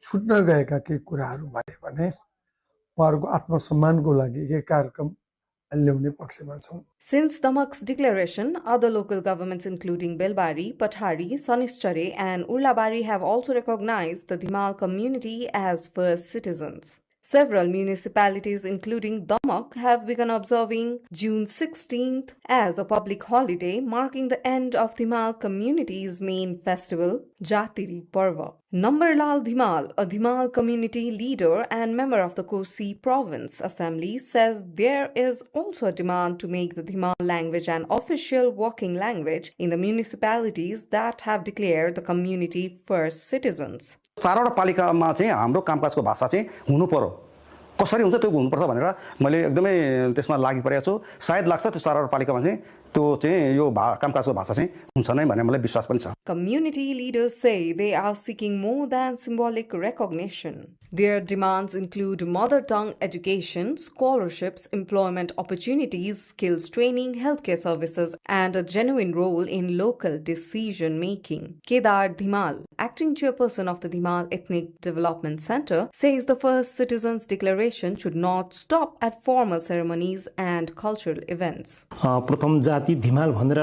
जहाँ घोषणा गरिएको छ ती पालिका नगरपालिकातिर चाहिँ यसको नियमावलीहरू कानुनहरू बनाइएको छैन त्यो बनाउँदाखेरि चाहिँ त्यो शिक्षामा स्वास्थ्यमा रोजगारीमा यसले चाहिँ सम्बोधन गर्न सक्छ भन्ने हाम्रो चाहिँ बुझाइ छ Declaring the Dhimal community as first citizens is an important step in recognizing their history, contribution and identity. But the real test of this recognition will be measured not in ceremony but in the education, healthcare, employment, language preservation and decision-making power the community actually receives. Now, in this context, we asked Dhimal community members how they view the local government's decision to declare them as the first citizens. Let's hear what they had to say.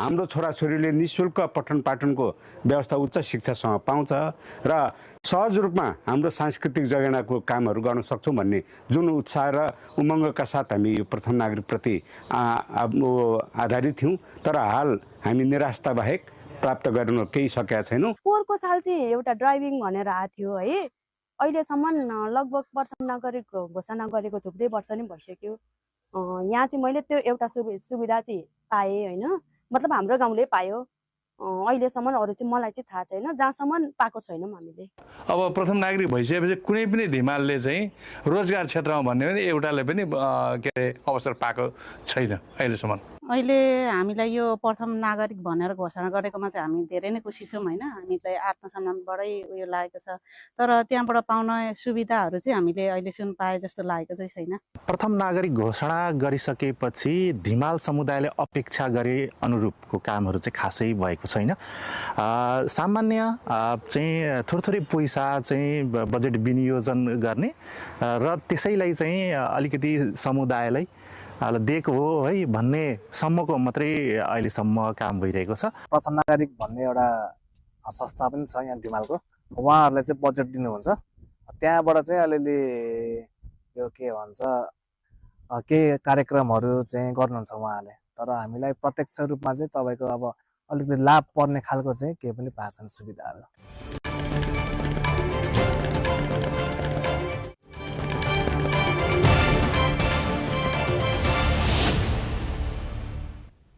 That was the cover story. Now we move to other updates. As the monsoon intensifies across Nepal, heavy rainfall has triggered landslides and floods, causing deaths, injuries and widespread damage in several districts. A 3-year-old child was killed after being buried in a landslide with rocks at Pulu Bazaar in Karmarong rural municipality of Mugu district. Police said the child was rescued and taken to a nearby health post but died during treatment. His parents sustained minor injuries after the landslide struck the building where they were operating and an eatery. Now, 2 persons died after a landslide buried local herders in Seram of Sunchahari rural municipality of Rolpa while they were grazing livestock. Police said the bodies of the 2 victims and several livestock have been recovered. Rescue efforts were slowed by the remote location, which is inaccessible by vehicles, while authorities continue to verify the identities of the deceased. Officials have urged residents in landslide-prone areas to remain alert as heavy monsoon rains continue across the country. Moving on, monsoon-triggered landslides and muddy road conditions have disrupted traffic on major highways, affecting commuters and the daily transportation across Nepal. Traffic along the Siavrubesi-Raswagadi road has been affected after continuous rainfall and landslides turned several sections muddy. Container trucks carrying goods imported from China and electric vehicles are facing difficulties as road widening works continue with Chinese assistance. Drivers say frequent blockages on the route used by hundreds of vehicles daily often cause long delays, with some containers taking up to a week to reach catering during the rainy season. Meanwhile, transportation has resumed on the Baglung section of the Kaligandagi corridor after a week-long closure caused by a landslide near Chaurikhola Bridge in Jaimini Municipality 8. The Road Division Office Baglung cleared the debris using 2 loaders and an excavator, allowing one-way traffic to resume. Officials say further work is underway to ensure smoother movement as monsoon-related disruptions continue. Speaker of Nepal's House of Representatives Dol Prasad Aryal has said that the Intangible Cultural Property Protection Bill will provide a legal basis for the conservation, development, promotion and transfer of intangible cultural heritage in the country. During his address to the 44th Chinalata Song Award distribution ceremony organized by the Chinalata Song Award Guti in Kathmandu, the speaker expressed his hope that the bill would help conserve, document and promote the indigenous traditions, knowledge, skills, art and cultural expressions of various castes, languages, religions and communities. नेपालको भौतिक सांस्कृतिक सम्पदाको संरक्षण, संवर्धन, विकास तथा पुस्तान्तरणलाई कानुनी आधार प्रदान गर्ने उद्देश्य राखेको छ। यसमार्फत विभिन्न जाति, भाषा, धर्म, संस्कृति तथा समुदायका मौलिक परम्परा, ज्ञान, सिप, कला र सांस्कृतिक अभिव्यक्तिको संरक्षण, अभिलेखीकरण र परिवर्तन गर्ने व्यवस्था गरिएको छ। On the occasion, Speaker Aryal conferred the awards on 5 personalities who include noted comedian Madan Krishna Shrestha, lyricist Dr. Navaraj Lamsao, music composer Kiran Kadel, and singers Bimala Rai and Sarika Ghimire. Authorities in Nepal's western district of West Nawalparasi have collected details of 220 households in Susta as the government moves to resolve the area's long-standing citizenship issue. The district administration office says the household information was compiled by the local ward office under Nepal police supervision following a directive from the Ministry of Home Affairs. The data covering household heads and family members has been forwarded for review as part of the government's effort to find a long-term solution to the citizenship problem. Chief District Officer Deepak Raj Depal said consultations with local representatives will determine which applicants qualify for immediate citizenship and which cases require further verification and legal procedures. In other news, the growing monkey menace has become a serious threat to agriculture across Nepal, destroying crops, disrupting farmers' livelihoods, and forcing some communities to abandon farming. A government task force has recommended urgent measures including protective fencing, alternative crops, stronger compensation, and legal reforms to curb crop damage caused by monkeys and other wild animals. Rojina Rai, along with our local correspondent Kesav Raj Bista, brings the report. A government task force on human-wildlife conflict has submitted its report to the Minister for Agriculture, Forest and Environment, recommending both short-term and long-term measures to reduce crop damage caused by monkeys and other wild animals. The task force was formed by the Ministry after identifying monkey-related crop destructions, farmer displacement and declining agricultural productivity as urgent challenges. The report submitted on July 23rd calls for reforms to the compensation system to ensure better support for farmers affected by wildlife-related losses. It also recommends increasing public awareness, introducing policy reforms, and strengthening legal provisions to ensure a sustainable and long-term solution. According to the report, scientific, legal, and practical measures are needed to address the growing problem of monkey-related crop damage. Key recommendations include installing protective fencing in affected areas, promoting alternative crops that are less vulnerable to wildlife, and improving the compensation mechanism for farmers. The ministry says it is preparing a comprehensive action plan based on the task force's recommendations. Officials say the issue extends beyond wildlife conservation, describing it as a national challenge that directly impacts farmers' livelihood, agricultural productivity, and the country's food security. The task force has also been instructed to develop a detailed implementation plan incorporating scientific, legal, and practical approaches to monkey management. In addition, it will assess condition in affected areas and work closely with local governments, relevant agencies, experts, and local communities to develop practical, effective, and sustainable solutions.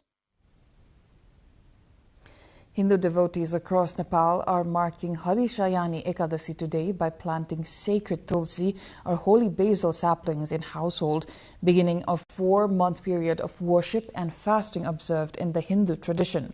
The day is believed to mark the start of Lord Vishnu's symbolic 4-month slumber, a sacred period known as Chaturmas, during which devotees offer daily prayers and observe fasting on selected holy days. Temples dedicated to Vishnu across the country, including Budanilkantha in Kathmandu, are witnessing large gatherings of worshippers as the annual observance gets underway. Tulsi, revered as a symbol of Vishnu and widely valued for its medicinal properties, remains a common feature in Nepali homes. The observance will conclude on Haribodhini Ekadashi in October or November, when devotees perform a ceremonial marriage between the Tulsi plant and Damodar, a form of Vishnu marking the end of the sacred 4-month period. Now, before we check more updates, let's have a quick recap of the headlines.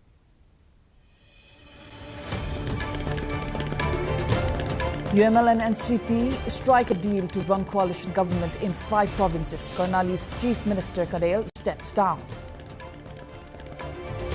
Resident doctors demand implementation of labor laws in hospitals. Education Secretary reaches Thangari to hold talks with agitating Dr. Casey. Government task force recommends monkey menace control measures, fencing, alternative farming and compensation reform proposed.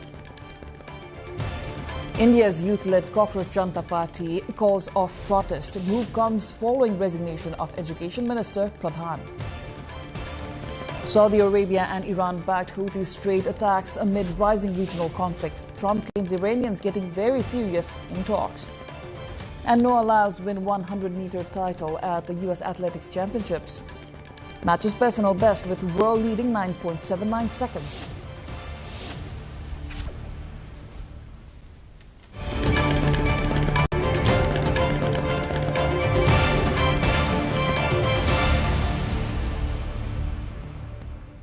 United Nations Secretary-General Antonio Guterres has met Syria's Foreign Minister Assad al-Saibani in Damascus.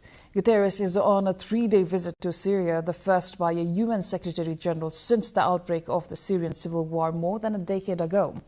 During his visit, Guterres held talks with Foreign Minister Assad al-Saibani, focusing on Syria's political transition and humanitarian recovery. The UN chief called for greater international support as Syria seeks to rebuild after years of conflict and the overthrow of longtime President Bashar al-Assad. Guterres said sustained global assistance will be essential to support reconstruction, stability, and the country's transition following years of war. The first volunteer has been successfully vaccinated in the world's first clinical trial of a vaccine designed to protect against Bundibugyo Ebola virus, according to the University of Oxford. Developed by scientists at the university's Oxford Vaccine Group and Pandemic Science Institute, the milestone marks the first time that the vaccine has been administered to humans. Researchers said the vaccine progressed from concept to clinical testing in just 8 weeks, with the trial continuing to recruit volunteers to assess its safety and immune response.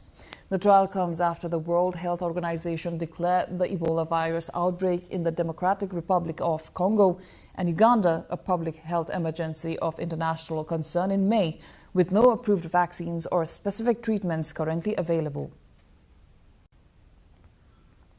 Authorities have evacuated more than 20,000 people and suspended railway services in southern China as approaching Typhoon Nao threatens torrential rain and gale-force winds, according to state media.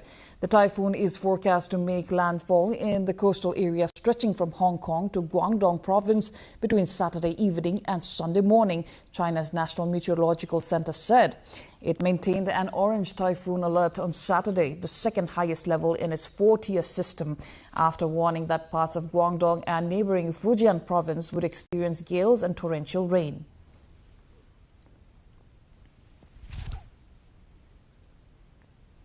Switzerland's Rhone Glacier has lost more than 4 meters of ice in just 1 month following two extreme heat waves, raising concerns that 2026 could become one of the country's worst years for glacier melt. Glaciologists say the Rhone Glacier retreated by more than 4 meters in June and July, averaging about 10 centimeters of ice loss per day.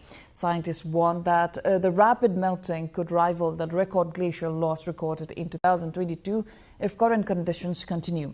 Matthias Hers, director of glacier monitoring in Switzerland, said the glacier is shrinking so quickly that ice in the affected area could disappear within the next 5 to 10 years. The accelerated melt underscores growing concerns over the impact of rising temperatures on alpine glaciers and long-term water resources. In other news, several hundred participants took to the streets of Berlin for the city's inaugural drag march, celebrating diversity and advocating for LGBTQ+ rights. The event comes ahead of Germany's regional elections in September, where the far-right Alternative for Germany, or AfD, has emerged as one of the leading parties in opinion polls. Many marchers expressed concern that a strong AfD performance could affect the rights and safety of LGBTQ+ communities. German drag performer Bridge Markland said public demonstrations are essential at a time when support for the far right is growing. Organizers said the march aimed to promote visibility, solidarity, and equal rights while encouraging people to remain engaged in the democratic process.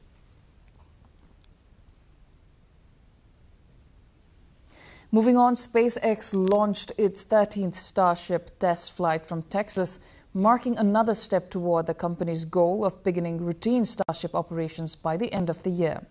The approximately 122-meter rocket carried 20 upgraded Starlink V3 internet satellites, which briefly connected to SpaceX's network of around 10,000 orbiting satellites before re-entering Earth's atmosphere and burning up as planned on a suborbital trajectory.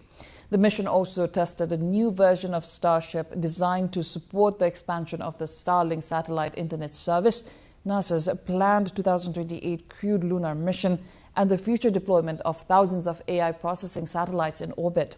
The roughly 1-hour flight ended with Starship re-entering Earth's atmosphere with minimal damage to its heat shield and improvement over previous tests.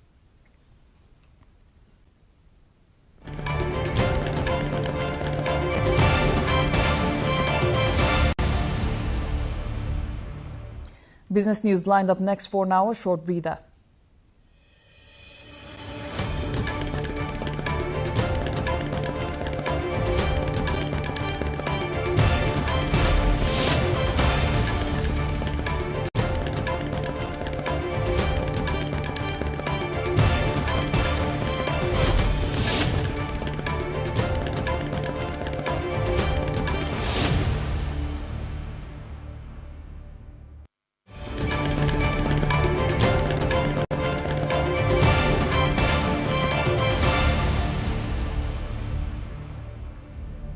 U.S. President Donald Trump criticized the European Union over its decision to fine Alphabet's Google, calling the penalty illegal and accusing the bloc of targeting American companies. Trump said the United States would immediately launch a Section 301 investigation under the Trade Act of 1974 into what he described as the EU's robbing of U.S. businesses. President Trump's remarks came a day after the European Commission fined Google a total of $1 billion for violating EU rules designed to curb the market power of major technology firms. Trump warned that the European Union would face a very big price for what he called its illegal and highly unethical conduct.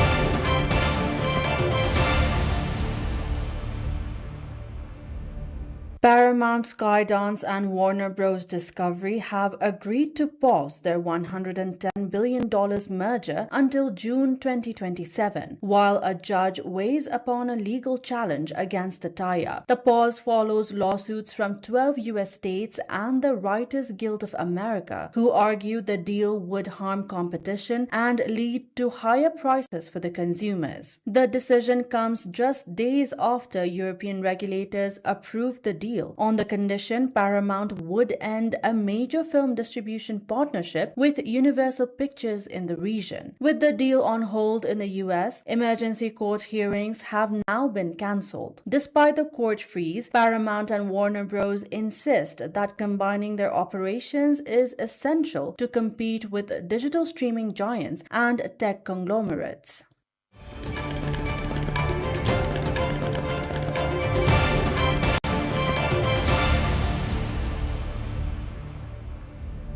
NVIDIA and South Korea's SK Group have unveiled an AI initiative worth more than $500 billion focused on expanding large-scale AI data centers and advancing next-generation memory technology, according to NVIDIA. The initiative includes a long-term partnership with SK Hynix to secure next-generation memory supply for NVIDIA and jointly develop high-bandwidth memory for AI training, AI agents, and physical AI applications. As part of the plan, SK Telecom reportedly will build a 2 gigawatt AI data center powered by NVIDIA's Vera Rubin chips and SK Hynix HBM4 memory, with the first facility expected to begin operations in 2027.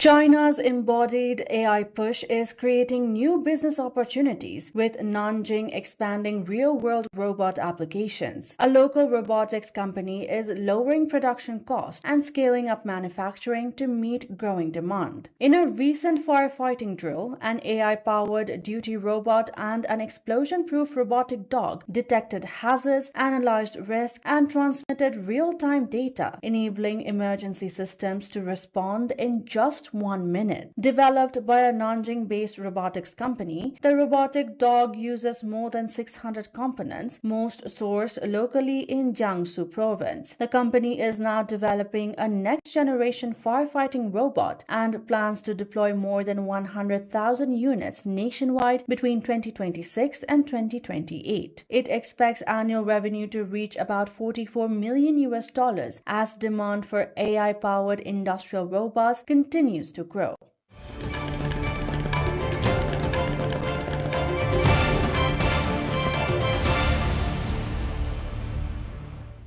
Time now for sports update.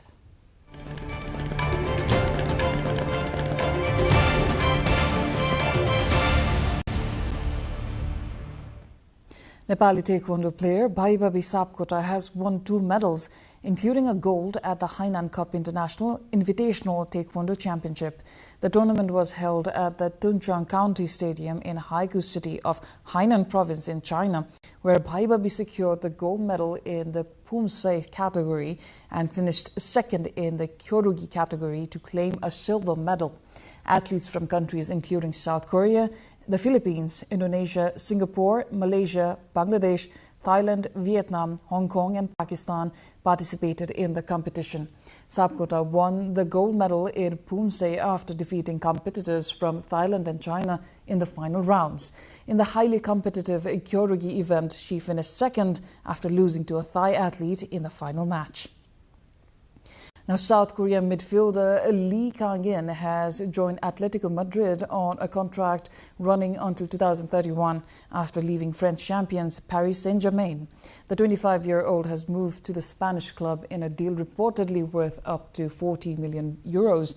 Lee returns to Spain after 3 seasons at PSG, where he made 124 appearances, scoring 16 goals and providing 16 assists.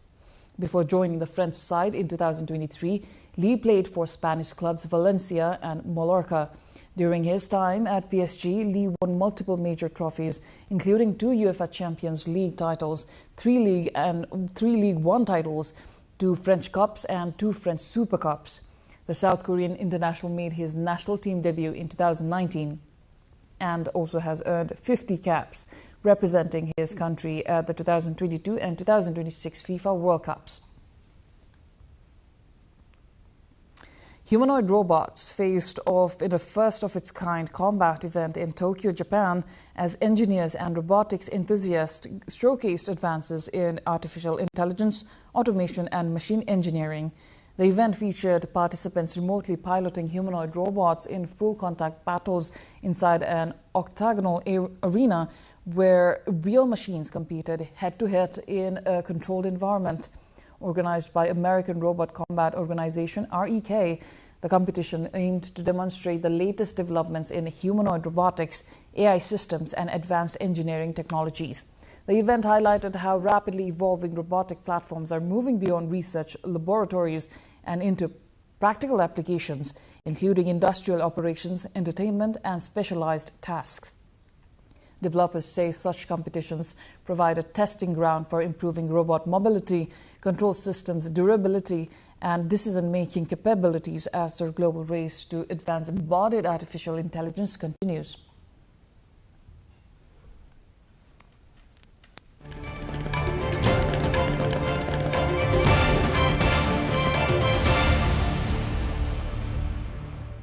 Now to the weather updates, first from Nepal and then across the world.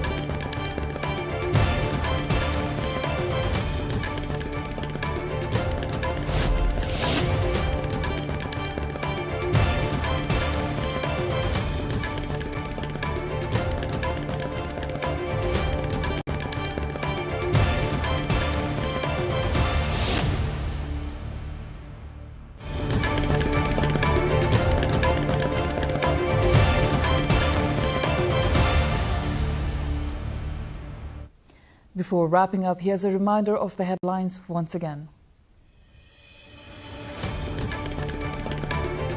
UML and NCP strike a deal to run coalition government in 5 provinces. Karnali's Chief Minister Kadel steps down. Resident doctors demand implementation of labour laws in hospitals. Education Secretary reaches Thangadi to hold talks with agitating Dr. Casey. Government task force recommends monkey menace control measures. Fencing, alternative farming and compensation reform proposed. India's youth-led Cockroach Janta Party calls off protest. Move comes following resignation of Education Minister Pradhan. Saudi Arabia and Iran-backed Houthis trade attacks amid rising regional conflict. Trump claims Iranians getting very serious in talks.